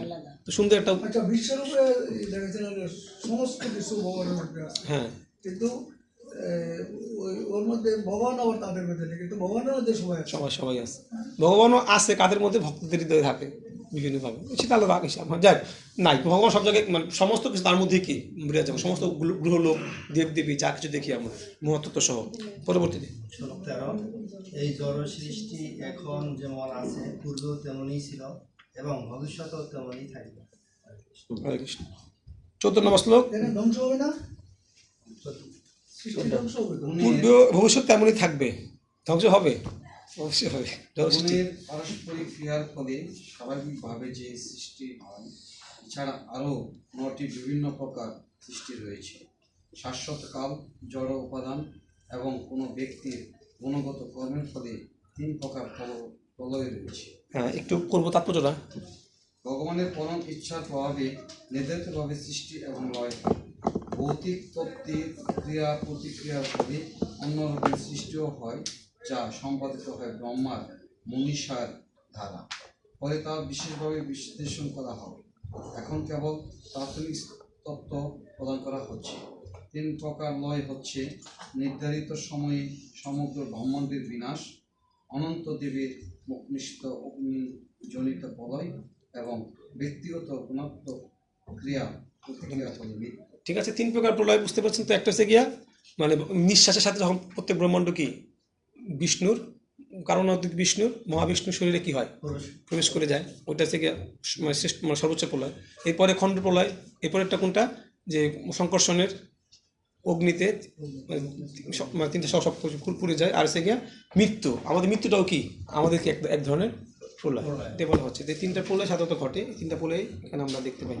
পরবর্তী শ্লোক, 9 প্রকার সৃষ্টি। প্রথমটি হচ্ছে মহত্তত্ত্ব বা সমগ্র জড় উপাদানজনিত সৃষ্টি, যাতে পরমেশ্বর ভগবানের উপস্থিতির ফলে প্রকৃতির গুণগুলি পরস্পরের সঙ্গে ক্রিয়া করে। দ্বিতীয় সৃষ্টিতে অহংকারের উদ্ভব হয়, যাতে জড় উপাদানসমূহ ভৌতিক জ্ঞান এবং প্রাকৃত কর্মের উদয় হয়। ওকে, তো আমরা এই পর্যন্ত দেখলাম যে এখানে ভগবান বিদুর প্রশ্ন উত্তর বলে এখন থেকে শুরু হলো কি সৃষ্টির বর্ণনা। এখন থেকে প্রথমে কি যে প্রথম সৃষ্টির হচ্ছে কি মহত্তত্ত্ব, এখান থেকে আস্তে আস্তে কি সৃষ্টির বর্ণনা দেওয়া ভগবান শুরু করবে। একজন যে অ্যাসাইনমেন্টের কথা বলছিল, একটু অ্যাসাইনমেন্টটা আনতে বলেন, ওটা নিয়ে আসে বলে গেছে। তো এখানে মানে 9 প্রকার সৃষ্টির কথা এখানে শুরু বলা হচ্ছে। এবং এখন প্রথম দিকে যে সৃষ্টিগুলো হবে এটা হচ্ছে কি স্বর্গ। অত্র স্বর্গ বিসর্গ চ স্থানম পোষণমুতয় মন্বন্তর ঈশান্য কথা নিরত মুক্তির আশ্রয়। তো প্রথম যে সৃষ্টি স্বর্গ সেটা এখন মানে দেখা হয় না, এরপরে আবার আসবে ব্রহ্মার সৃষ্টি। তো প্রথম সৃষ্টিটা কি ছিল? সমগ্র মহত্তত্ত্ব। তো এখানে প্রথম দিকে তাৎপর্যটা একটু জড় সৃষ্টির জন্য পরশ ভগবান থেকে প্রথমে যার উদ্ভব হয় তাকে বলা হয় মহত্তত্ত্ব। যারা প্রকৃতি গুণে পারস্পরিক প্রতিক্রিয়ার ফলে অহংকারের উদ্ভব হয়, যার ফলে জীব মনে করে সে জড় উপাদান থেকে সৃষ্টি হয়েছে। এই অহংকারের ফলে জীব তার দেহ এবং মনকে তার আত্মা বলে মনে করে। বেশ আর লাগবে না। তাহলে প্রথম সৃষ্টি কি? মহত্তত্ত্ব। সেকেন্ড সৃষ্টিটা কি? প্রথম সৃষ্টিতে মহত্তত্ত্ব, সেকেন্ডটা কি? অহংকার। এটা কি? এটা কোন অহংকার? সত্য না মিথ্যা? মিথ্যা অহংকার। মহত্তত্ত্বের মধ্যে গুণের যে প্রতিক্রিয়া, আমরা এটা বলছিলাম যে মহত্তত্ত্ব হচ্ছে গিয়া মানে 3টা গুণের মানে অব্যক্ত অবস্থা মহত্তত্ত্ব। তো এই যখন মিশ্রিত হয় তখন কি হয়? অহংকারের, মিথ্যা অহংকারের কি হয়? 3টা গুণের পারস্পরিক ক্রিয়ার ফলে অহংকার তৈরি হয়, মিথ্যা অহংকার তৈরি। এটা দ্বিতীয় সৃষ্টি। পরবর্তী শ্লোক। হ্যাঁ, সিরিয়াল আচ্ছা পড়ুন, সমস্যা নেই। আচ্ছা, শ্লোক সৃষ্টিতে পড়েন একজন পড়লে সৃষ্টিতে শ্লোক 16 অনুবাদ। তৃতীয় সৃষ্টিতে তন্মাত্র বা ইন্দ্রিয়ের অনুভূতি সৃষ্টি হয়েছে এবং তার থেকে উপাদান সমূহের উদ্ভব হয়েছে। চতুর্থ সৃষ্টিতে জ্ঞান এবং কর্মক্ষমতা সৃষ্টি হয়েছে। ওকে, তো খেয়াল করুন এখানে তৃতীয় সৃষ্টিতে তন্মাত্র বা ইন্দ্রিয়ের অনুভূতি সৃষ্টি হয়েছে। মানে অহংকার প্রকাশ করার জন্য কি লাগবে?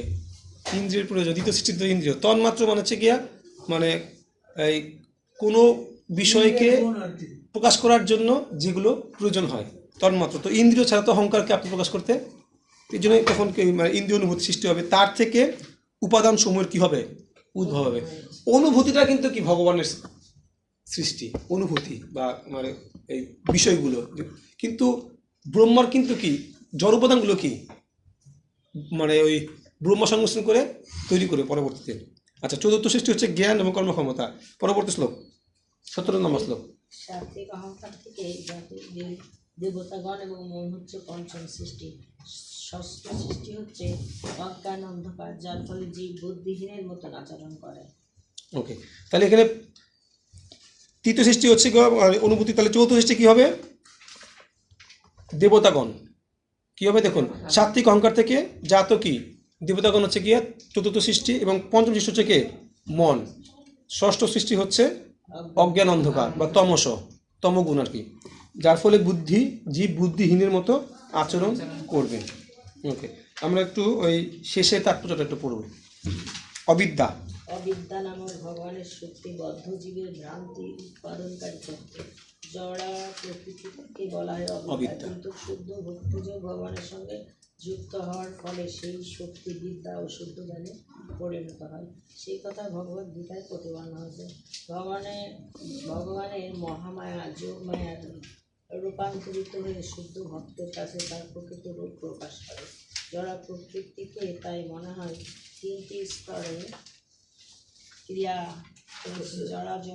জড়জগতের সৃষ্টিতত্ত্ব, অজ্ঞান ও জ্ঞান। এখানে দেখুন, এখানে স্পষ্ট বলা হচ্ছে যে এই জগৎটাকে বলা হচ্ছে কি অবিদ্যা, শরীর অবিদ্যা জাল। হ্যাঁ, শরীরটাকেও কিন্তু আমরা কি বলি অবিদ্যা। পুরা শরীরটাকে জড় শরীর মানেই কি এটা অবিদ্যা। অবিদ্যার মানে হ্যাঁ, জড় জগৎ অজ্ঞান জগৎ না, একই কিন্তু মানে বিষয় কিন্তু একই। আপনি যদি দ্বীপে যান দেখবেন যে একই রকম বিষয়। অবিদ্যা মানে তো মানে অজ্ঞানতাই, অবিদ্যা একই বিষয়। তো যেটা এখানে বলতেছিলাম যে ভগবদ্গীতায় প্রতিপাদন হচ্ছে ভগবানের মহামায়া যোগমায় রূপান্তরিত হয়ে শুদ্ধ ভক্তের কাছে তার প্রকৃত রূপ প্রকাশ করে। তো মহামায়া হচ্ছে ভক্তের নিকট কি একটা পর্দা, জীবের সামনে কি একটা পর্দা, এটা হচ্ছে গিয়া মহামায়া। আমরা মানে আমাদের কিন্তু ভগবানকে দর্শন করতে গেলে দুইটা পর্দা লাগবে, দুইটা পর্দাকে কি করতে হবে, তুলতে হবে। একটা হচ্ছে গিয়া আমার সামনে একটা পর্দা আছে, আর একটা কার সামনে আছে, ভগবানের সামনে আছে, এটা হচ্ছে যোগমায়া। হ্যাঁ, তো দুইটা পর্দাই কি। তো যারা মায়াবাদী তারা শুধুমাত্র একটা পর্দাকে কি তারা অপছন্দ করতে পারে, মানে ওই সামনে তাদের কাছে যে পর্দাটা আছে, কিন্তু ভগবানের পর্দাকে তারা কি করতে পারে না, মুক্ত করতে পারে না। ফলে তারা আরো গভীরভাবে কি যেহেতু পারে না, তাই আবার তারা কি হয় মহামায়া দ্বারা আক্রান্ত হয়। তো এটাই বলছে যে ভক্তির দ্বারাই কেবল কি মানে মহামায়াকে যোগমে রূপান্তর করে ভগবানের প্রকৃত স্বরূপ উপলব্ধি করা সম্ভব। পরবর্তী শ্লোক। উপরোক্ত এই সমস্ত সৃষ্টিগুলি ভগবানের বহিরাঙ্গা শক্তির প্রাকৃত সৃষ্টি। এখন আমার কাছে রজগুণের অবতার ব্রহ্মার সৃষ্টির বিষয়ে শ্রবণ করো। সৃষ্টি রচনার বিষয়ে যার মেধা ভগবানেরই মতো। দেখুন এখানে কিন্তু ব্রহ্মাকে বলা হচ্ছে কিসের অবতার, রজগুণের অবতার কিন্তু বলা হচ্ছে। ঠিক আছে, স্পষ্ট যে রজগুণ অবতার ব্রহ্মার সৃষ্টির বিষয়ে। কিন্তু ব্রহ্মা কিন্তু প্রার্থনা করছে ভগবানের কাছে নিরন্তর, অর্থাৎ যতক্ষণ ব্রহ্মা ভগবত চিন্তায় প্রার্থনারত ততক্ষণ সে কি নিরাপদ। আর প্রার্থনা শেষ রজগুণ মধ্যে কি চলে আসবে। ঠিক, তাহলে ব্রহ্মার যদি অবস্থা আমাদের কি অবস্থা। তা আমরা তাহলে এখন মানে আমরা একটা জেনারেল প্রশ্ন আমার তো উৎপন্ন হইলো যে আমরা যারা ভক্তি জীবনে আছি, দীক্ষা প্রাপ্ত হয়েছি বা ব্রাহ্মণ দীক্ষা বা যাই হোক আমরা যে স্তরে আছি না কেন, তো আমরা কতক্ষণ ভক্তি করতেছি? 24 ঘন্টার মধ্যে কি আমরা 24 ঘন্টা ভক্তি করি? হ্যাঁ, কিন্তু দেখেন আমরা কিন্তু দীক্ষাপ্রাপ্ত কিন্তু সবাই বা অনেকেই, আমিও মানে দীক্ষাপ্রাপ্ত, কিন্তু আমরা কি 24 ঘন্টা, সুতরাং 24 ঘন্টার মধ্যে বিচার করে দেখবেন আমি বিচার করতে পারি যে আমি 24 ঘন্টা তো ভক্তিতে থাকি না। না, থাকতে পারি না, অনেক বসে আছে, অনেক মহাত্মা আছে যারা 24 ঘন্টায় কি থাকে, কিন্তু অ্যাকচুয়ালি আচ্ছা এই যে মাতাজি বলে ঘুম আছে, ঘুমটাও কিন্তু ভক্তি। ঘুমটাও কিন্তু কি ঘুমটাও ভক্তি, হ্যাঁ ঘুমটাও না, আরতি না করলেও এটা কি, আরতি করলে তো এটা একদম শুদ্ধ স্তর, কিন্তু আরতি না করলেও ঘুমটাকে ভক্তিতে পর্যবেসিত করা যায়। এটা মহাত্মারা করে, আমাদের আচার্যরা করছেন, শুদ্ধ ভক্তরা করছেন, আপনাদের মতো অনেক ভক্তরা করতে পারছেন, কিন্তু সবার পক্ষে তো এটা সম্ভব হচ্ছে না। কিন্তু দেখুন একটু বিচার করেন, 24 ঘন্টার মধ্যে আমরা যখনই গুরুদেবের সেবা থেকে দূরে থাকি তখন গিয়ে আমরা ভক্তি কিন্তু করি না। এটা তো সূক্ষ্ম বিষয়, স্থূল ভাবে তো আছে ভক্তি আমরা করতেছি না। আমরা অনেকেই আছি যে আমরা ফোনের প্রতি আসক্ত, ঠিক আছে, বা সন্তানদের প্রতি মানে আসক্ত, এখন এগুলো অনেক কি সূক্ষ্ম বিষয়। তো এটাই এখানে বলছে যে মানে এত কিছু করার পরেও কিন্তু ব্রহ্মা রজগুণ ব্যবতা হিসেবে বলেছে, এবং সে রজগুণের দ্বারাও কি হয়, আক্রান্ত হয়। সুতরাং আমাদের এই বিষয়গুলো নিয়ে কীরকমভাবে চিন্তা করা উচিত। হ্যাঁ, তমগুণ অন্তর্গত, ইয়েস, প্রমাদ, তমগুণ থেকে প্রমাদ এবং আলস্য তৈরি হয়, নিদ্রা তৈরি হয় না। ঘুম, ভগবত ভক্তরা ঘুমকে ভক্তিতে পর্যবেসিত করতে পারে।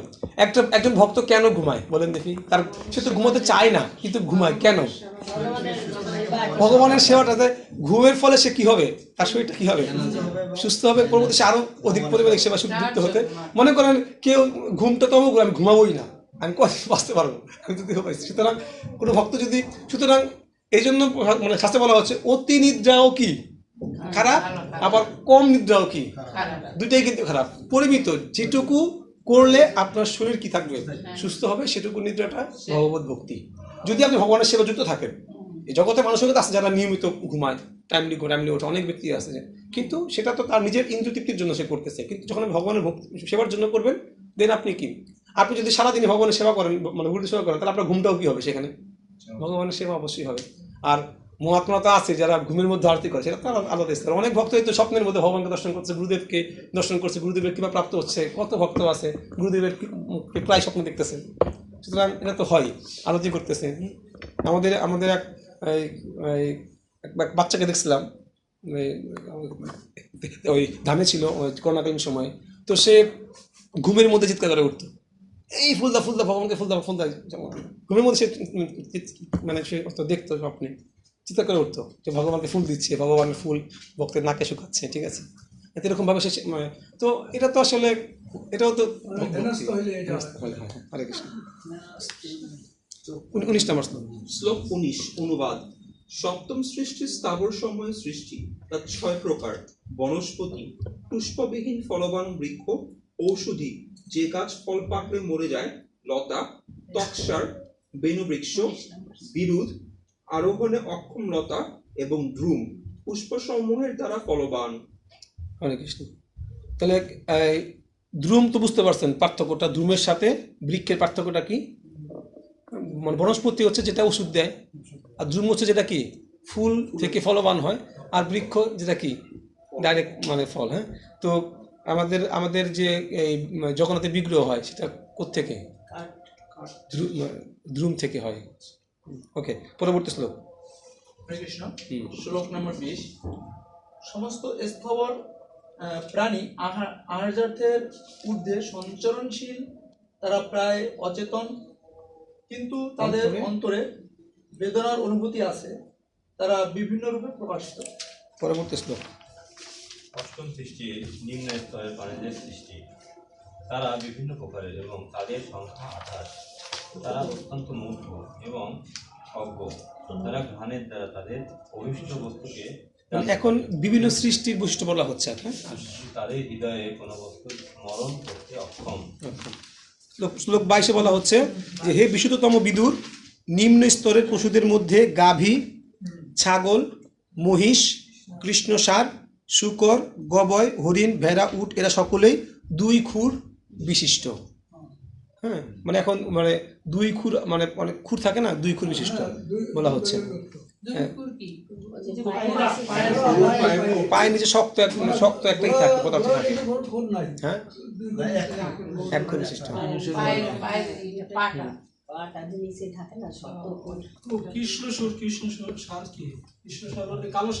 কালো সার না, এখানে কৃষ্ণ সার বলতে কালো সারকে যাই না, এখানে তো কৃষ্ণ সার লেখা আছে, কিন্তু কি।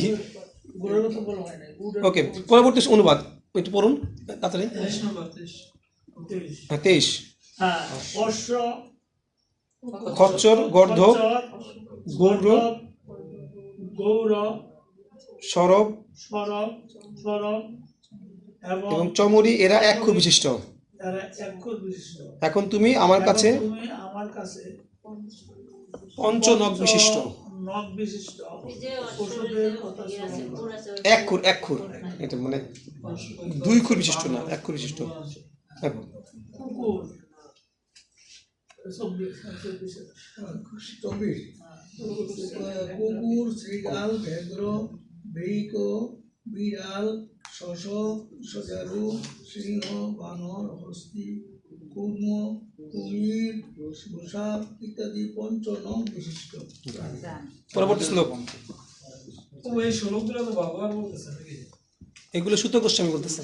তো মানে ভাগবত তো হ্যাঁ মানে ব্যাসদেব থেকে দ্রষ্টা হয়েছে। বর্ণনা করার কারণ কি? হ্যাঁ কিভাবে তৈরি করবে এটা আর কি কিভাবে সৃষ্টি করবে হ্যাঁ সৃষ্টিগুলো এইসব ঘোর নিয়ে কি জন্য কথাবার্তা হচ্ছে? ভক্তির সাথে কি সম্পর্ক? অনেক সম্পর্ক আছে, কি বলে বিশাল সম্পর্ক আছে। দেখুন ব্যাসদেব যখন ধ্যান করলেন তিনি কি দেখতে পেলেন? ভগবানকে দর্শন করেছেন না? কিন্তু কি রূপে? মায়াদেবী সহ। মায়াদেবী সহ দর্শন করেছেন না? তো মায়াদেবীকে মানে মায়াদেবী সহ কেন দর্শন করলেন? কারণ আমরা আছি কোথায়? মায়ার জগতে। তো মায়া সম্পর্কে না জানলে মায়া মুক্ত হতে পারবো? পুলিশ যদি চোরকে না চিনে সে চোর ধরতে পারবে? তো পুলিশের কাজ কি? আগে চোরকে আইডেন্টিফাই করা, যে কারা কারা চোর, তো কি মানে সে কি করতে পারে। তো সে সম্পর্কে সে যদি মানে সে অনেক কিছু জানে কিন্তু সে চোর চিনে না, তাহলে চোর ধরতে পারবে? পারবে। সুতরাং মানে ব্যাসদেব তাই মায়াদেব মায়াদেবী সে দর্শন, সে মায়াকে না চিনলে মায়া থেকে মুক্ত হবো কিভাবে আমরা? তো যেহেতু আমরা যদি বাস করি, এগুলো কি সৃষ্টি তত্ত্বের গণনা কথা প্রসঙ্গে আসতেছে। পরবর্তী শ্লোক আমাদের শেষ করতে হবে, সময় কিন্তু শেষ হয়ে গেছে অনেক। কই কত নম্বর শ্লোক? 25-এ এখনো আছেন? আচ্ছা। কাক, পেচক ইত্যাদি হচ্ছে পক্ষী। পশু গেল, পক্ষী গেল। এরপরের প্রতিটি শ্লোকে আছে নিম্নগামী খাদ্যনালী বিশিষ্ট যে মনুষ্য শ্রেণী আমরা চলে আসতাম তা শুধু এক প্রকার এবং তারা হচ্ছে নবম সৃষ্টি। মানুষদের মধ্যে রজগুণের প্রাধান্য অত্যন্ত অধিক, তাই মানুষ নানা রকম দুঃখ দুর্দশার মধ্যে সর্বদা কর্ম তৎপর এবং তারা সর্বতভাবে নিজেদের সুখী বলে মনে করে। ওকে, পরবর্তী শ্লোক অর্থাৎ এটা মানুষের বৈশিষ্ট্য বলা হচ্ছে যে মানুষ রজগুণে থেকে দুঃখ কষ্ট থাকলেও তারা কি করবে? কর্ম করে যাবে, কারণ রজগুণের বৈশিষ্ট্য কি? কর্ম করা। অনুবাদ পরবর্তী শ্লোকে হে সত্য বিদ্যুর এই শেষ 3টি সৃষ্টি দেবতাদের সৃষ্টি, দশম সৃষ্টি হচ্ছে বৈকৃত সৃষ্টি। মানে ব্রহ্মার সৃষ্টিকে বলা হচ্ছে কি সৃষ্টি? বৈকৃত সৃষ্টি বা বিসর্গ। এটা একটা নাম, আরেকটা নাম বিসর্গের একটা নাম হচ্ছে বৈকৃত সৃষ্টি, যা পূর্বে বর্ণিত প্রাকৃত সৃষ্টি থেকে ভিন্ন। স্বর্গ হচ্ছে গিয়ে প্রাকৃত সৃষ্টি, আর ব্রহ্মার বিসর্গে বলা হচ্ছে বৈকৃত সৃষ্টি। চতুর্ষণের সৃষ্টি প্রাকৃত ও বৈকৃত উভয়াত্মক। 29 নম্বর শ্লোক বৈকারিক দেব সৃষ্টি 8 প্রকার। দশম সৃষ্টি কারা? দেব সৃষ্টি। মনুষ্যের হচ্ছে নবম, দশম হচ্ছে দেবতারা। এবং বৈকারিক দেব সৃষ্টি কয় প্রকার? 8 প্রকার। দেব, পিতৃ, অসুর, গন্ধর্ব ও অপ্সরা, যক্ষ, রাক্ষস, সিদ্ধ, চারণ ও বিদ্যাধর, ভূত, প্রেত ও পিশাচ, কিন্নর ইত্যাদি। ব্রহ্মাণ্ডের স্রষ্টা ব্রহ্মা এদের সৃষ্টি করেন। শেষ শ্লোক। এখন আমি মনের বংশধরদের বর্ণনা ভগবানের রজগুণের অবতার সৃষ্টিকর্তা ব্রহ্মা অনন্ত সংকল্প সহকারে প্রতিকল্পে ভগবানের শক্তির দ্বারা ব্রহ্মাণ্ড সৃষ্টি করেন। ওকে, তাহলে এই হচ্ছে সৃষ্টি বিভাগ। আপনারা আগামী ক্লাসে অবশ্যই কি জিসটুকু কি একটু মানে ই করে নিয়ে আসবেন, সারসংক্ষেপটা 2টা অধ্যায়, নবম আর দশম অধ্যায়। আর আপনাদেরকে আরেকবার বলবো যে নবম অধ্যায় 3টা শ্লোক 10, 9, 10, 11 নাকি 11, 10, 11, 12 বলছিলাম। 10, 11, 12 3টা শ্লোক। হ্যাঁ, তো ওই বিষয়গুলো একটু আবার করে দেখবেন, ঠিক আছে? এখানে অনেক তথ্য কি আপনি পাবেন। হ্যাঁ, ওই তাৎপর্যের যে তার তাৎপর্যের পরিবর্তে মনোভাব এবং উদ্দেশ্য এবং ওই তাৎপর্যের সারসংক্ষেপ বের করলে দেখতে পাবেন অনেক কিছু পেয়ে যাবেন এখান থেকে, ঠিক আছে? হরে কৃষ্ণ। জয় শ্রীকৃষ্ণ চৈতন্য প্রভু নিত্যানন্দ শ্রী অদ্বৈত গদাধর শ্রীবাসাদি গৌর ভক্তবৃন্দ। হরে কৃষ্ণ কৃষ্ণ কৃষ্ণ হরে হরে, হরে রাম রাম রাম হরে হরে। প্রপাত কি জয় গুরু মহারাজ। হয়নি না? হ্যাঁ বলছিল আমাকে দিবে আজকে এই জন্য। ঠিক আছে বলছি যে দশম অধ্যায়ের এগুলোকে মৈত্রেয় ঋষি বিদুরকে বলছিলেন। হ্যাঁ মৈত্রেয় ঋষি বিদুরকে বলছিলেন।